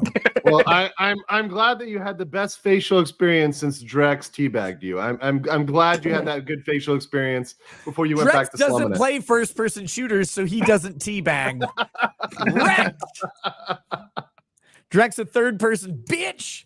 Now it's like, God damn it. I was looking so forward. I hated that you couldn't make it. No, yeah, it's unfortunate. Like I said, my great aunt passed away, so I had to go to a funeral, which was just crazy timing. But it's Matt's every year. And look, that's you guys were talking about conventions before. I used to go to a lot of conventions in Florida. Also Dragon Con Atlanta, MegaCon in Orlando, a lot of different conventions. I helped start a fucking Game of Thrones convention before it went woke. What's happened to convention culture, you guys were saying it, but I want to double down. It is fucking horrible because it was just a place to hang out. And then what happened was the cosplay thoughts came in, and the mid girls who could never pass as models, who are not that hot, they're like, oh, I can do cosplay and everyone's going to simp for me. And then it just started to flood. And I hate to say it, people are going to, Andrew's being misogynist. Okay, fuck off. But also it's true, right? You guys the whole culture of conventions is completely changed into some soy bullshit where you're doing panels on like, toxicity and problematic shit and diversity in anime. And I'm like, but while we're at it, Andrew, let's not forget the natural extension to that as well. Not enough. Not enough. That's all I do. Bigger, please. Bigger. Yes. But let's not forget the natural progression of that as well, because the mids have gone to the cosplay, think that they're attractive at these cons, and then because they get it in their head that they get that attention while they're there, OnlyFans came along, and now all of a sudden these bitches are fleecing a whole bunch of people. Yeah. Guys, let's keep that in mind. Do you want to hear a story that no one knows? Tell us a story no one knows. Nobody knows. Tell us live in front of thousands of people. Of course. This is how I do. Chat. Just keep it between us. Keep it between us, right? Us, Chat, this is for you. I'm not going to name names. I'm sure people can infer. There's a large streamer. She's a female streamer who has advocated all sorts of woke positions, and all sorts physically of large or viewer. No, viewer large. Okay, viewer large. Physically, people tune in. Ah, gotcha. Okay, all right. This streamer is someone who has badmouthed very significantly Anime Matsuri in the past. Oh, does this And, person own a gas station? I am not going to disclose any other details at all, but of course they do. But I think it was just 2 short years The ago. name is not Habibi. I know who we're talking about. This person was talking about like running a competing convention and all sorts of allegations. This past year, said person reached out and asked Anime Matsuri if they could attend. No. Are you serious? Why Not yes, only- let us roll the red carpet out right for you. now. Now, I don't know if any of you know this, but that said person was not at Anime Matsuri. Really? At all. No, they did. They were not a guest at the convention. Now, Surprising. interestingly, it had nothing to do with what they had said about Anime Matsuri, because look, we all live in this online world, right? And as much as like the YouTube chat and everybody wants to do like drama, but in reality, business is business, right? Like people can shit talk me all you want, but if you're gonna, which is very fair, right? Very of course, yes, definitely shit talk me. But like if you want me to show up at a thing and you're gonna pay me to go, like I'll go. Like I don't care that you shit talk. Guys, that's a Tuesday. Shit talking is a Tuesday. Like you're on the internet, you're gonna be shit talked. People are not gonna like you. They're gonna find whatever it is about you not to like, and they're gonna fucking go after it every single day. Get fucking comfortable, right? Which is why it breaks a lot of people. It breaks a lot of people. It does really break a lot of people that can't take it. Right? You have to have really thick skin. Like you have to have thicker skin than anybody will ever admit to you and that you can ever predict, because you're like, oh no, I'm fine with this. You're not ready for what the internet will throw at you. You literally aren't. So you have to learn to deal with that. But honestly, like people can shit talk me, but if they want to pay me an appearance fee and bring me there, like I'll probably go. Like I don't care if you probably have a misconception. Well, right, because people have a conception. Like, let's say you do a video and you're critical of somebody. Like, for example, I've done many videos where I'm critical of Tim Pool. But if Tim Pool invited me on a show, I'm like, fuck yeah, I'm gonna go. Like, I'm gonna get the exposure. Like, I will be critical of people, and I'll still have a conversation. Now, I'm not gonna, when in our conversation, I'm not gonna be a fucking cuck and like give up my values or anything like that. But if you're inviting me on your show, even if you're hostile, even if I've been hostile to you and I'm going on your show because it's gonna be lucrative for me, you know, as a or good for my channel, I'm going to do it. And I love that you brought up Tim Pool, because I asked him specifically about that. He's like, I don't care. He's like, does the person have something that's relevant to my show and my message? I'm going to bring them on. I don't care if they talk bad about me. Who cares? That's not important. What's important is the message and the show. And I 100% agree with him. And I just thought it was funny because I want to be clear that it's not about the person bad mouthing the convention. It's that the person is such a fucking pain in the ass. But I love that they spent an entire year bad mouthing this convention. They're like, well, hey, you know, I can be in front of 50,000 people making money. Nick, that is thought behavior 101. It is 100%. It is the cycle of fuck you, but then I need some money. So like, hey, how you doing, baby? You know, it's all right. Leaving the you will eat my shit thing aside, that's the double. I mean, that's metaphoric shit. I don't know if that's true anymore. We've been talking about anime for a while. I know.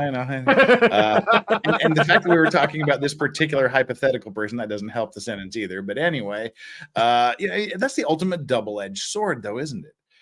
Do you say no on principle, go fuck yourself, or do you say this person would bring in a absolute fuck ton of money to this thing? And to be clear, there's a dollar amount on that, by the way. There's a dollar amount that like it goes from fuck yourself to okay, let's just let it happen. Everyone's a whore. You just have to negotiate price. Let's face it. Right. But I just signed another 1-year contract for my first. We're lawyers after all. Here's the universal truth. Here's the universal truth from every convention owner I've talked to, though. All right. Let's be very clear on this. Cosplayers are the fucking worst. Yes. So like when you invite a YouTuber to a convention, a YouTuber's like, I can drive my shitty Toyota Corolla down and like park in front of the convention and sleep in there, and the cops won't arrest me for jerking off in the morning, and then I can come into your convention and you'll give me a ticket, and all you ask is for me to do 7 panels. Like, that's it. That's how YouTubers are. Like, we're so goddamn shocked that anyone will tolerate us at all. And Like, you'll put the corner right across the hallway from a bar. I mean, speak for yourself. Nick, was I'm, good. I'm at least using the bathroom to jerk off. Come on, Yeah. let's be clear. the bathroom clear is just here. the back of your Honda CRX, and you know it. But no, like we're really low maintenance. But I've talked to so many convention owners, and it's always the same story with these cosplayers. These chicks want Princess treatment. Yeah. they want a first class ticket. They They want have a rider first clauses. class ticket for their photographer or their assistant. They're bringing a dog, so you better find a pet friendly hotel. They're going to be there 4 extra days around the convention because they just need to make sure they have time to get ready, and they need time to Consented and- decompress. You need to provide all this shit in their rooms. They cost a goddamn fortune. They have a million things. And let me tell you, the reality is almost all of the cosplayers do not bring anybody to the convention. They Yep. don't, because their interaction with their fans is necessarily distant. Because if it wasn't distant, they would be raped constantly. Like that's the reality. But they keep it distant, and it's very aloof. Live streamers are not like guys like us. We develop a community. We develop relationships with people in our community, and people want to come see us and meet us and hang out with us. That's why that first year, I don't know how it was this year, guys, but remember the first year I was there with you, Nick. I mean, the lines for us were like far out. Like, your line was like way longer than any of the cosplayers. Like, your line was like far longer than any of the cosplayers individually, right? None this of them. year, Critical Drinker was there. His line was fucking gangbusters. That was ridiculous. My line was shocking to me. Still, it wasn't. A couple years ago, it was still kind of like Vic stuff was very, very fresh and stuff. It's not as fresh now, but it was still. I thought I'd go there and like no one would come to see me at all, and it was still like a pretty fucking big line. And I'm like, wow, it's amazing. But the reason is we develop interactivity with our audiences and the people who watch us. These cosplayers, they can't. And for safety reasons, they can't, but they don't. But conventions don't realize that. They're like, oh, they have 4 million followers. They'll bring in all these guys. They actually don't bring in a bunch of people because the guys can just look at them and jerk off. Unless what they really should move up to is like, all right, we'll let you in. We'll give you all that stuff, but you got to do something unique for us, like mud wrestling or some other shit. Like, you've got to do some real like, OnlyFans, Fansly content, private for us only here. You've got to have that experience in person, have private jerk off booths, in the corner for everybody to fap to them while you got to have something going on for these guys to make money above and beyond. Just they're going to sit at home on their Fansly account or OnlyFans or whatever else. And it's better there because they're edited too. You see them in person. Honestly, to be completely honest, in person, they are much less impressive than all of their photos. Oh yeah. They're not Much exactly. Then airbrush, filtered, lighting. Unless they're doing something very specific, the fat guy covered in Cheetos is not going to get out of his inflatable chair in his lounge room to go to a convention just to see them. It's just not going to happen. Well, he can't afford it because he already wired all of his money to her on her OnlyFans account. Exactly. I have a secret for all you guys. Look at your skin. Just whoever you are, just look at your skin. Go out to the grocery store. Go to the grocery store and look at the skin of everybody else. And then go back and look at the skin of your waifu. No, like not in a creepy way. Like you just see their arms and stuff. Like, and then go back and look at the skin of your waifu, and you notice how it's literally fucking perfect. It's even, it's smooth. The gradient of light on it is perfection. That's not real. And when you see them in person, they will look like, they'll look like the person in Walmart, but they'll have makeup on, right? They'll be done up, but there's no magical thing that makes these cosplayers perfection. This has been going on forever, since Playboy times. They always airbrush these chicks. They always filter them because they can't have acne on their ass when they're shoving a dildo with your name on it in there. Or stretch marks or whatever else. All that stuff is edited out. But that's like, especially these bitches who've gotten the Brazilian butt lift where they get a bunch of fat injected in their ass. Guess what? They have a bunch of stretch lines on there that you don't see because their photographer airbrushes them out. And it's just pure cottage cheese. Exactly. That's like, but, Just like you guys. For about the last 9 months or so, I've been trying to get Gina Stewart on my show. She's been dubbed like the hottest grandma. She's like 54 and she got picked up by Playboy. She's not hotter than Elizabeth Hurley, is she? Not anymore, because now that she's signed on with Playboy, every single photo that's put out, it's airbrushed to the point where it looks like it's AI generated. It's pathetic. Mhm. Yeah, and then this is why. And this. Oh, they have all this these is why comparison pictures. They're airbrushes. bad. The airbrushes and the filters are going to be the death of them because people are going to say we might as well just do AI. We don't have to pay these bitches. We can just use AI. Yeah. And it's the same as an airbrush picture because AI is going to get better. It's not going to get worse. It's only going to get more realistic. So these bitches are fucked. Like, to be honest. Holy shit, you did that fast. Here's her airbrush picture on the left, right? Like the model picture. Fuck, yeah, and on the right, you know, and this is with makeup. It's just not airbrushed. Yeah. You can see that she's in her 50s. And by the way, there's no shame being a woman in her 50s. No, right? and most of you people would like people. No. Oh no, that you guys would smash. You guys would still smash. Come on. Of course. No, of course. Look at Point these things. They would smash the fuck out of that. Well, No, I even that remember. photo on the left. Even that photo on the left, though, that's prior to her signing on with Playboy. The ones that are coming out now, it legitimately looks like it's been computer generated. Like they've taken it from that position to another degree, and it's just, hey, to be fair, salty balls, she's only 54. Okay. But you don't even have to go to 54, Hayden. I Elizabeth distinctly Hurley is remember. way hotter than her. I'm gonna say I'm gonna distinctly- in a risky position and say that. I distinctly remember Andrew and I streaming together Courtney Clenny's arraignment. Yes. She walked into court, and we were both, Yes. what the Fuck fuck? is that? Yep. Yeah, she looks like I remember that. She looks like a toad that had to hit the bad end of a Mack truck going to empty a sewage tank.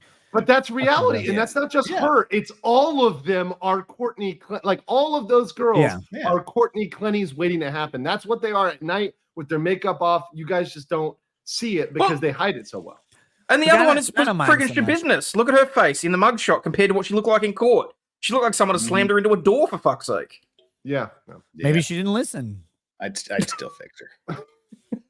You'd still fix her. Okay. Well, the boyfriend had it coming, right? So I mean, all right. If he had Something's been coming. a beta with a chain around his neck, it would have been a different story. I have got Quite to get possibly. off YouTube. I've got to get off of YouTube here. So let me read super chats. We'll get off YouTube. We'll go to Rumble.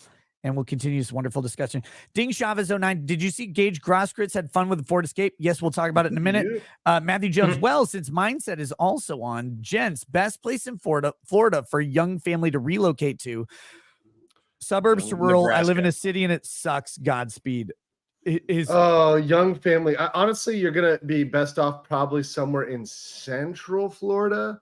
Because of the costs, but you're not going to want to be in the center of the city. Don't be like Central Tampa or Central Orlando. I mean, you're going to want to be on the outskirts. So. I love St. Pete's. My parents live in they live on the outskirts of St. Pete's, and it's nice. Outskirts is fun. It's fucking infinity dollars. Like you can't for a young family, you're not going to do it. And I love it, but I wouldn't want to raise my kids there. It's where older people go to have like a nice quiet time. People are saying Lakeland. I have no problem with it. I love Lakeland. Lakeland's great. They're based. Fucking you have Grady Judd up in that bitch. Well, he's in Polk County, but he's nearby. Whatever, it's fine. But like Lakeland is fine. Polk County is fine. A lot of people in Davenport. So like that area, Apopka, that area is good too. So like those are outside. They're not inside. You do not want to be in the center. In Orlando, outside my apartment, they had the fucking BLM sprayed on the road. Yeah, you what don't want about to be Winter there. Haven, where Legoland is? It's okay. It's okay. It's going up though. The prices in Winter Haven are getting pretty high. Go on the outskirts of Winter Haven. Take your kids to the Peppa Pig park in Legoland. It's great. Dabber Wolf says, starting off strong. Nick, do you think it would be fair if women didn't have the right to vote unless they sign up for the draft? Yes, actually. Take it all away, but okay, yeah. No, I do think that was the whole thing. You have to own land in your name. Yes, that's why. yes. That's Net why women were advocating against women's suffrages, because they didn't want to be part of the selective service. They didn't want to be military. They didn't want to be police, and they didn't want to be firefighters. So they said, no, we will actually forfeit the vote to do those things. Those were the anti-suffragettes. But look, if women are voting, then yes, they should obviously be part of the selective service. Of course they should. I don't know that you want them in infantry positions, but there's plenty of non-infantry positions for women to be drafted into too. But yeah, no, I think that the main thing. Law Kong Express, Legal Vices, please fill the class in on the wrongful conviction of Zachariah Anderson.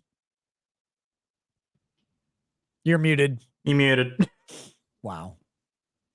You turned the Boomer. microphone off. The dogs are snoring over here, so I was saving everybody that. Tuesday, was it October 2nd is International Wrongful Conviction Day, so I'll be doing a stream with Aussie Overlaw'd, Solomon Anderson, and Chandler Remington, where we'll be talking. Wait, what time? Before your stream, like 8 to 10 Central. Tuesday? Yeah. I'm gonna invite myself. Can I invite myself Okay, on? yeah. I want to meet Solomon. I haven't gotten the chance to, and I'm not familiar with the case. I'd love to. Absolutely. Please, if you could send me, I think I will be able to go on that day. So please It was let me know. specifically designed to be 8 to 10 before you. Awesome. I would love to come hear more about it, because people are like, interview Solomon. I'm like, I really want to, but I know fucking nothing about the case, and I would feel really shitty being like, hey, Solomon, will you catch me on everything? Like, I would like to do that. Yep. So Cool. very much appreciated. Thank you. Brianna says, actually tried Field of Greens, and it's the first greens powder that didn't make me want to puke. Trying to eat healthier, and it helps. Field of Greens is literally good. It's literally good. I don't endorse shit that I don't like. And if a company ever says you can't speak negatively, I'll just tell you guys. The company said I can't speak negatively. They never have. Bad Dragonite, off topic, but I'm currently laughing at people celebrating Unity, slightly walking back their new policy changes that everyone hated. I heard about the Unity scandal, but I didn't hear what it was. So it was like paying per download, I think it was. Like, yeah, I think that was one. Yeah. That's dumb. Paying per download on Unity? Per download, yeah, after a certain period of time, paying per download. I'm like, come on, motherfucker. Like, that's a fucking okay. yeah. Dabberwolf, speaking of building stuff, Nick, I wrote a screenplay. Could I send it to you? And would you be able to read it and give me feedback? I want to say yes. Like, believe me, in my tits, I do. I want to say yes. If you send it to me, I will try, but I cannot promise you I'm going to read it, dude. I don't have time to read anything or watch anything most days, but I really do. Like, I know how much value that is to have someone who will just say your screenplay was boring. So if you want to send it to me, I will try, but I can't promise I'll read it. Rainbow Bright says, Rainbow Bright 13 says, can you do cheers for my birthday? Love the show. Cheers to you, Rainbow Bright 13. I hope you're older than that, because if you're not, if you're only 13, your parents should beat you for watching the show. Little suspicious with the Rainbow Bright part of it to begin with. Yeah. Look, your parents probably should beat you anyway. Whatever Rainbow Bright is, I have no idea what that is. Bad Dragonite says, people generally don't fight Nick because they have an instinctual reaction upon seeing his nose. It's like when you see a shark fin. It's terrifying. Just when it breaks the water at the beach. Just Angel Australia says, where's Nate? Come on, hey lads. God, people get Nate so wrong. I think all of us on this panel have disagreed with Nate at some point. It's great. And like people, like I was fighting with him on Twitter together, or arguing on Twitter. And it's like, that's what we do. We argue. Like I say you have bad things, Jeff. We go argue, but that's what lawyers fucking do. This is our life. This is what we do. It's the whole fucking point is we want people to disagree with us. Plus, let's be honest, as grifters, we all get a bunch of engagement off of it. So let's all do that. Nate is a great man. He's a great person to do that. And he's been doing that with Viva forever. So let's all get that grift. Let's all bust that pussy. Like, I'm okay with that, you know? If two lawyers are in the same room, they're disagreeing, even if they're on the same side, because they're disagreeing over fees, guys. Like, it's fine. We do not have a problem with disagreement. Other people have a problem with because we're so fucking used to it. We'll just be like, no, that's a shit take. I don't agree with it at all. They're like, they hate me. It's like, no. Actually, it's not about you at all. It's your take, and it's your argument. Your argument is bad. You're fine as a person, right? But your argument sucks. Like, we don't get busted up over that shit ever. I love Nate. Nate's so fucking cool. Adrian Robledo says, Andrew, this is your clipper. Tell Nick I'm reliable and Mexican enough for that job. He is a very hardworking Mexican. This Mexican is fucking on it, and he is doing it for pesos. So. He's definitely worth it. If you Adrian, email me. Yeah. Email me when you're done, weed whacking. Sinkola says, hey, guys, what's your guys' opinion about the manhwa called Goats Get School Get Canceled from Webtoon to do the latest chapter offending woke/black X over racism. I don't know what any of that meant. I understood all of those words, but there's a lot I'm of good not even manhwa out drunk there. enough to make that. Like I read that verbatim. Yeah, there's a lot of good ones out there, but I've not heard of that one. So yeah, I don't know what that shit is. I know nothing about that. Korean manga is called manhwa, right? So that's like the Korean manga. Oh, okay. Yeah, it's different. It's a little different. Yeah. Get School. It gets canceled from Webtoons. Webtoons is a company in Korea that makes. Okay, now it's making Webtoons. Get School. I watch a lot of like recaps on YouTube because I don't have time to read, so I just put them on in the background as I'm working, and it like tells you the whole story of the manhwa or manga. Yeah, Webtoons is just like a comic book reader. Exactly. So they offended woke and black Twitter. That's what they did. Because and they don't care. Like I mean, Jeff can speak to this, but like Korea, Japan, like they really don't care about what black fucking Twitter says in America. They're like kind of like, well, we're not doing it for you. We're doing it for other people. Like the fact you translated is on you. You know? Korea's like, black people can't swim to us. And then black people are like, we'll go through China. Oh, wait. Yeah. They don't like us either. Yeah. Korea's like, try and get here. All of our enemies hate you. They still have groups that perform in blackface and do all this shit here. It's like they just zero shits are given. God, I wish it were me. D Pat says, hi, single part of recording state. My PC in my house records a conversation I am not part of. Illegal. Maybe. A party to the conversation in a single party consent state must consent to the recording. If you are not a party to the conversation, then some other party in the conversation, just one of them, must consent. Usually it's fine because in a single party consent state, you're recording your own conversation with someone. The person that pushed record consented. If you're recording someone else's, one of those people in the conversation has to consent. So if you're single party consent, one party at least has to do that. So just to be clear on that, if it's just your PC surreptitiously recording other people's conversations, no, not okay. Get help. Jacob McQuaid, anime has become mainstream.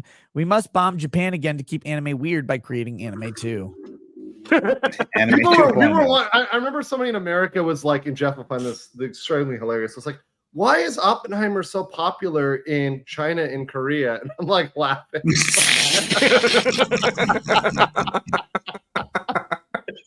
terrible. Because of the math involved. It's the math. It's all the math. They love math. They love math. That's what it is. They're better at it than us. Marksman of 117B, will Australian grape defense go mainstream? What? Okay.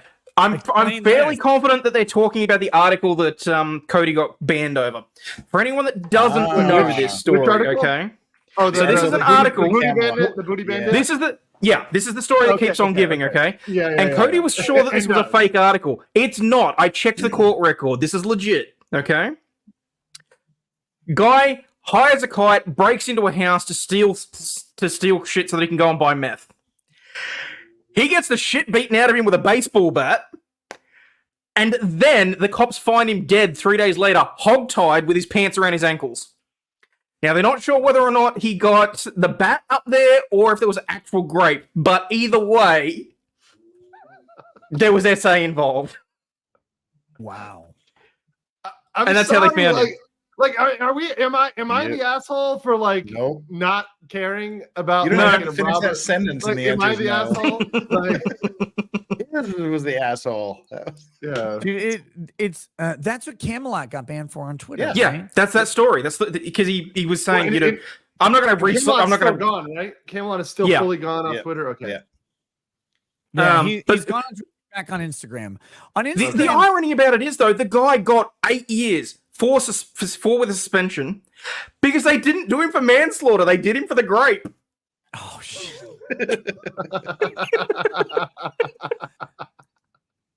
Like at what point does someone assaulting you or violating your rights go, well, now you have free license to that ass? I think the legal answer is never, right? No. But the societal answer, there is a line, right? Like there is a line where society's like, you know what? Fuck around and find out. Like, I'm sorry. Like, that's just what it is. Like, we They're all like- know. Yeah, they're like, Dude, you break into a house expecting to fuck someone up just so you can go and get more drugs. If you Crazy. get fucked up as a result, I am not going to feel sorry for you, okay? They're like, look, I wouldn't do it, but I get it. Mm. You came in there, you stole their DVD collection or whatever. Like they had a lot of Black Lagoon. What the fuck are you doing? Like, well, no, it's such a weird subject because like when it happens, you're like, I really don't want anyone raped. No, But- you don't. But there's a line. Self-defense rape, though. It's like, oh, stepbrother Coon, I'm stuck in the cat door that I came in to steal all of your stuff from. It's like, well, you're gonna have an interesting morning.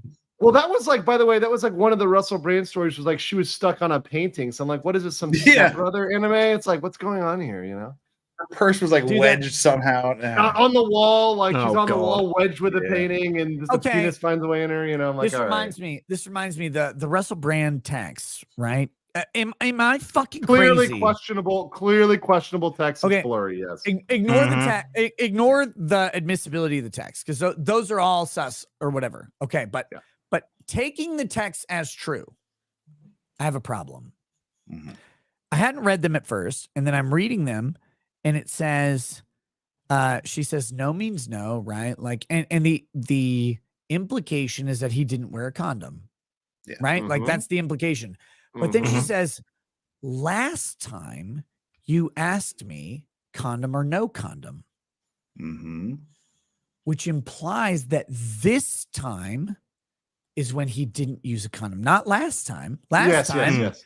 And I'm like, Mhm. wait, if you didn't bring it up and he didn't ask and you just consented to sex, that's not surreptitiously removing or not wearing a condom. That's not the thing. That's not a crime. That's Mm. you consenting to non-condom sex because there's no discussion about it at all. There isn't a requirement to determine whether condoms should be used. There's just a demand to say that if condoms are requested or demanded, you need to follow that request or demand, which makes some sense, right? Well, you that's could say if the conversation, reasonable but if the issue. conversation was, I am consenting to sex with a condom, right? You know, Mhm. and that is a standing, like you said. I know you talked about this on one of your shows, Nick, but that's a standing thing. Like when we have sex with a condom, and then you don't. The thing is that like that standing order would be violated, right? And I think there's a problem with that. I mean, that's the same as saying, look, you're going to be on birth control. I mean, from a consent standpoint, not talking about the repercussions, right? Because people say, oh, well, birth control doesn't have a STD risk, condoms have STD risk that are reduced, whatever, right? But from a consent standpoint, it's the same thing. So if you're going to prosecute one, you got to prosecute both, baby. And there's going to be a lot of women locked up for lying about birth control because you're saying that's the terms. You're consenting to that. And if we are making that illegal, then on both ends of the spectrum. When she says I'm on the pill, and then you bust, and she's like, "Come inside me, big," and you bust, and she's like, "Oh, by the way, I am on the pill, but not today. Not today. Yeah. Not this week. I ran out. I couldn't afford whatever it is. You couldn't afford $4, you fucking whore. Like whatever it is." And they're completely absolved of any guilt around this because if they get pregnant, the state will not only affirm every decision they make in the afterwards, they will affirm everything in the adverse interest of you. Yes. Mhm. And that's fucking crazy that you can be like, hey, judge, this chick said that she was gonna spermicide like whipped cream on a banana cream. She's got an IUD and she's on eight And she's different infertile, versions whatever, of the pill. Yeah. Plus her vagina was scraped out by a black man last winter. And I know that she's got nothing left inside. Her ovaries are literally still in her throat. And I know that she can't get pregnant. That's what she told me. And it's like, but she did get pregnant though. It's like, sorry. Yeah, and then it's your problem for the rest of the kids' life. Yeah, you're fucked. You shouldn't have put it in her. And it's like, but she also, like, I wore a condom and she poked holes in it. It's like, you should have used your own condom, not hers. Like, I didn't have one. Sorry, too bad. It's fucking insane. This whole thing is unreal. It's so unbalanced. And fucking frustrating because it's like, look, I don't care. I don't think people should like engage in rampant extramarital sex. Like, I think it's a bad idea. I don't care if you do, to be clear. But I think, like, look, if you're planning out like your life and you're like, well, I want to have a family and kids, like that is a recipe for getting yourself in trouble, right? Obviously it is. But penalizing these guys because women lie to them over and over and over again isn't the answer either. Like, well, that's their only. It's like they have one button to mash in the game. There's like fight, block, magic. No, it's just like that's the one. Like attack a man, right? Like attack a man. It is the man's fault. And that's the tired thing we're doing. We're reaching the limit of that as a society. Like, you can't blame the men anymore. Like, there's a point at which there's nothing more they can do. You're gonna lock up all the dudes, and then it's gonna be where have the guys gone? Well, they're in fucking jail now. So congrats. Yeah. It's the thing I hate most, because it's like I hate bringing up shit that seems ridiculous to normal people. But when it's not ridiculous at all. No, that's the thing. It's not ridiculous. When you have friends who have been fucked over by like a sperm jacking or someone lying, and then they're like, no, for the next 18 years, because of one night when this bitch told me she was on the pill, or this bitch gave me the condom that leaked or whatever. And they're like, one night, that's all it was. It was one time. She wasn't even that good. I was tired. It was the end of the night. And like it was not. It's always afterwards. Every single one is not worth it. Like afterwards, they're like, it's never worth it. The endorphins go away because Andrew, the 10 never misses her birth control because the 10 needs to be a 10 tomorrow. That's her identity. The 5 that's walking next to her misses the birth control all the time because she doesn't give a shit. Like, it's weird. Thank God. Again, me and Lady Rackets, so exclusive forever from jump to jump. And I've never had to deal with that like random hookup culture. Because God, what a fucking nightmare it would be. Yeah, that's something like, it's so like when you're not to just not see that, not conceptualize that. I talk about that with guys like expats like that have been over here for Jeff amounts of time. Like when you don't have to deal with that, like that's a legend of its own. Like but if you've been out of it, you're like, you never dealt with hookup culture or dating apps or any of that. You don't understand. Like you just can't. Like it's not possible to fathom. When I tell people what's possible, they don't believe me. They're like, wait, you can just match with like 30 girls, whatever, and just meet your choice in a day. And they're like, yeah, of course. Yeah, that's easy to do. Right. My exposure to dating culture is not zero. It's close to zero, but it's hilarious because Lady Rackets and I I'm 41, she's 39. And recently our kids were old enough to kind of start like staying home with a nanny or with their grandparents. And so we've had this great opportunity to go out and hang out as adults. Like we'll go out to a bar, we'll go out to a club, we'll dance, we'll get dressed up. She'll look super hot. I'll look adequate. And we'll go like just hang out with each other, enjoy each other's company. And when you do that, because it's 2023, it doesn't matter where you are. People come up and try to pick you up as a couple. That's okay. That's a new, by the way, that is a new thing. Yes. That was not happening 20 years ago. No, but now with the saying, poly shit, with the swing, like that's right. Yeah. Because it's 2023. And this is why people are like, people come up to people come back at me on this stuff and they're like, Nick, you don't know. And I'm like, well, like, look, I don't know about you, and I don't know about Tinder. I don't know about dating apps. That's 100% true. But out in the wild, people come up and they try to pick us up as a couple, or they like try to pick me up and they're like, ditch her, or they'll try to pick her up and they're like, ditch me. And it's hilarious to us, but it is this weird thing. But like this fucking strange culture that exists now around all of this stuff is very real. And the creepy thing is, there are no rules about it. There's no preset like understandings or definitions. People just try to do this shit all of the time. And it's like, first of all, like, I think what you're saying, Andrew, is like, no, you can actually go out and match with a bunch of chicks and you can get dates. The risk, though, the risk is terrifying. Well, particularly in jurisdictions like Australia, United States, Canada, UK, where that have ridiculous laws regarding paternity, regarding relationships, what the presumptions are that are 100% against you, that are entirely against. Exactly. That's what's scary. That's what's legitimately terrifying. Yeah, it's part of the reason that I don't work in family law is I got sick and tired of watching gents get well and truly fucked over for one bad decision. I didn't want to work in family law because I would rather represent murderers than divorcees. Mm-hmm. Right, and it's usually less adversarial.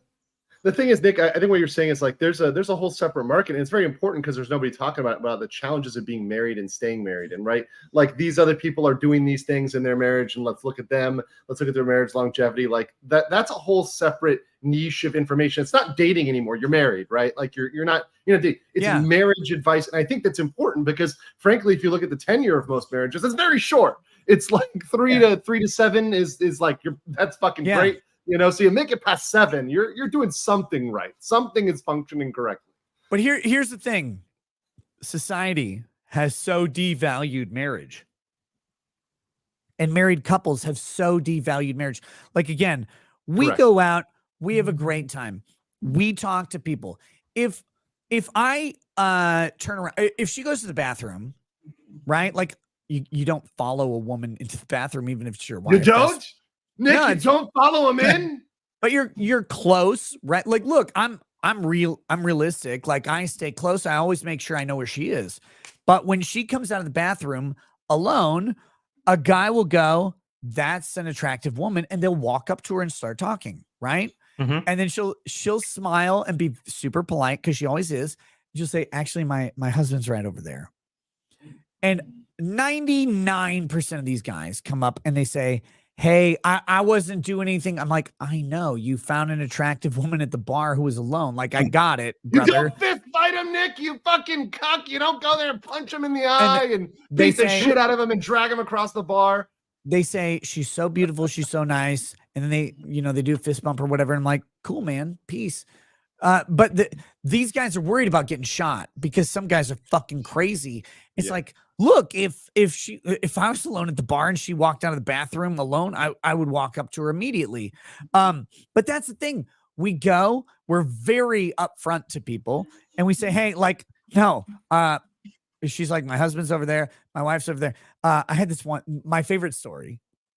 We're at this club. It's closing time. So all these girls are coming down the stairs and most of them are busted, right?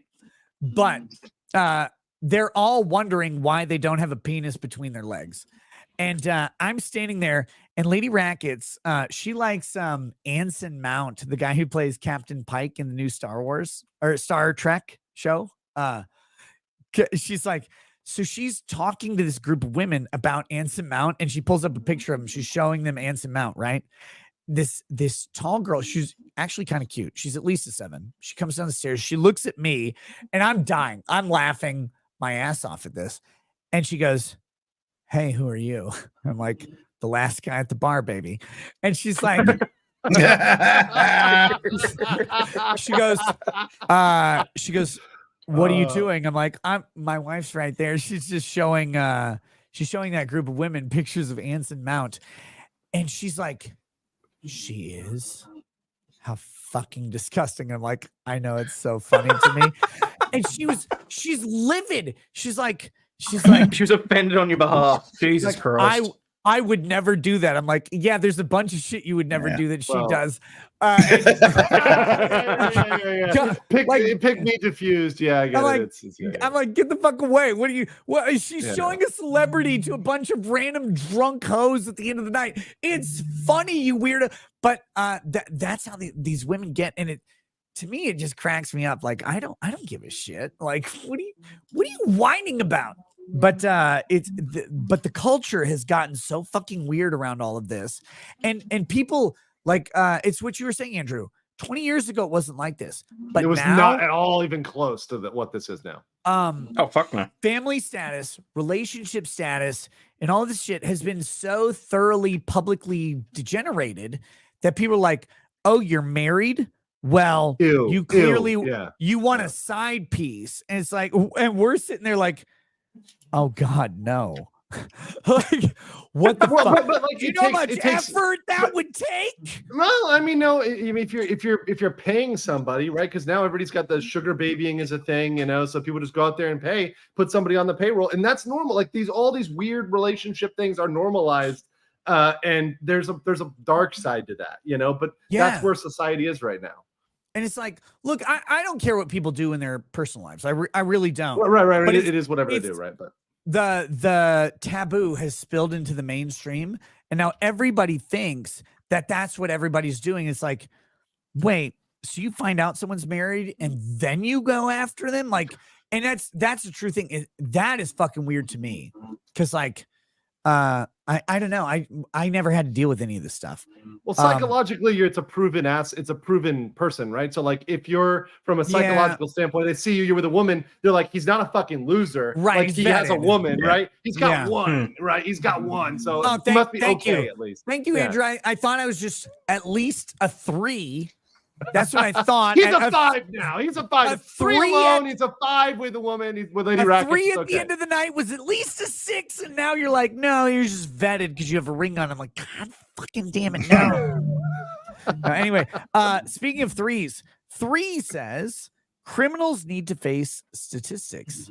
At some point, you're going to break into a house with people weirder than you. There's no hazard pay in your world. Yes. We've all seen Pulp Fiction. We know what can happen.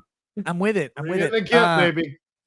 The Master of Violence says Nate got his degree from DeVry or ITT Tech. My sympathies come from. You can't get a law degree from DeVry or ITT Tech. Nate is a smart guy. What people don't understand is Nate is so happy to ask the contrarian, non-popular position. It doesn't even mean he believes it. He's just like, look, these texts look bad for Russell Brand. And to be fair, there's 2 versions of this. There's the real version that we all know.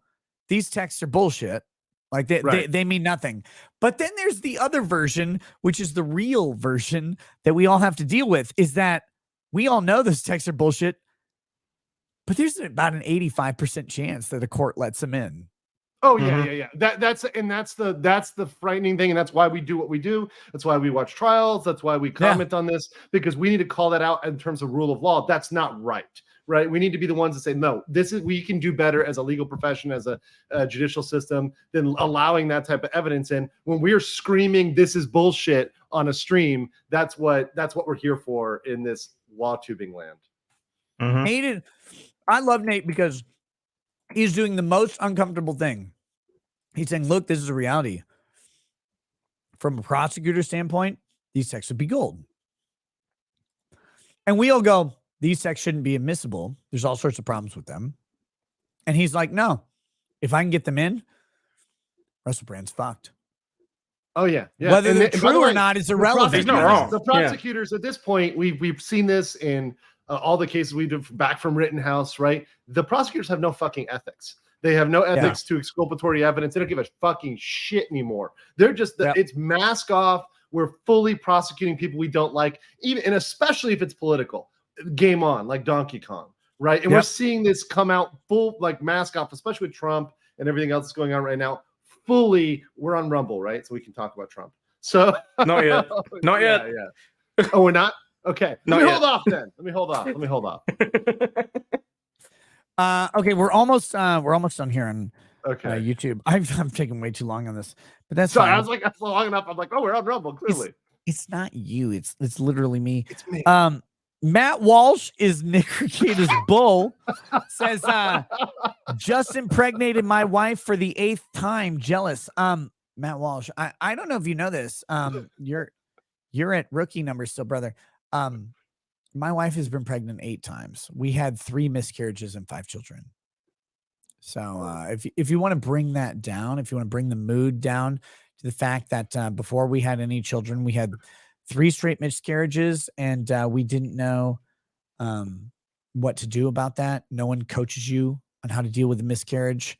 No one tells you not to tell your family that you're pregnant until you're several months in, because a lot of early pregnancies end in miscarriage. If you think that's funny, you fucking faggot piece of shit garbage who should be murdered. I'm just kidding. I'm kidding.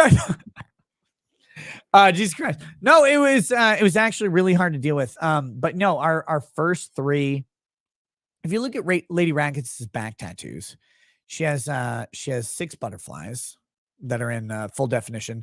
And the one in the middle is us, orange and blue. Those are our colors. And then each one around that is our kids. She has 5 of those. But then she also has 3 that are in negative space. They're watercolored around the outline of a butterfly. Those represent our 3 miscarriages. And it's a really, really fucking tough thing to navigate as a young couple. And when you learn how many people in your life have had miscarriages, and that 50% of pregnancies end in miscarriage, you start to realize that it's a thing that no one talks about, but it's very real and very impactful. I know you're not like you're trying to make a joke, and I'm shitting on it right now. But also you're gay because you're emulating Matt Walsh. Mark Walt says, "Hey Nick, what do you think about a woman marrying one man in one state and then 5 years later getting married to another man in another state without divorcing the first husband while currently being married to the first?" Sounds like a crime, actually. Mm-hmm. Yeah. Look, honesty in everything. Honesty and integrity in your relationships. That's it.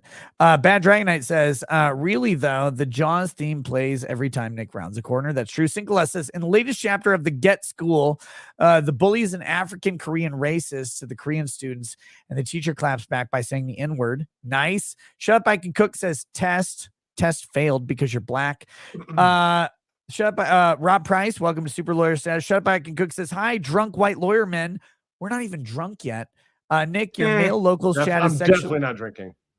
Your male locals chat is sexually harassing me. Sauce, I love you guys. Kisses, Vices is adorable. Test. Xander's Rant says, Jeff, tonight you see on the Biggest Problem show, he put Steph next to Vito IRL. That's just not right.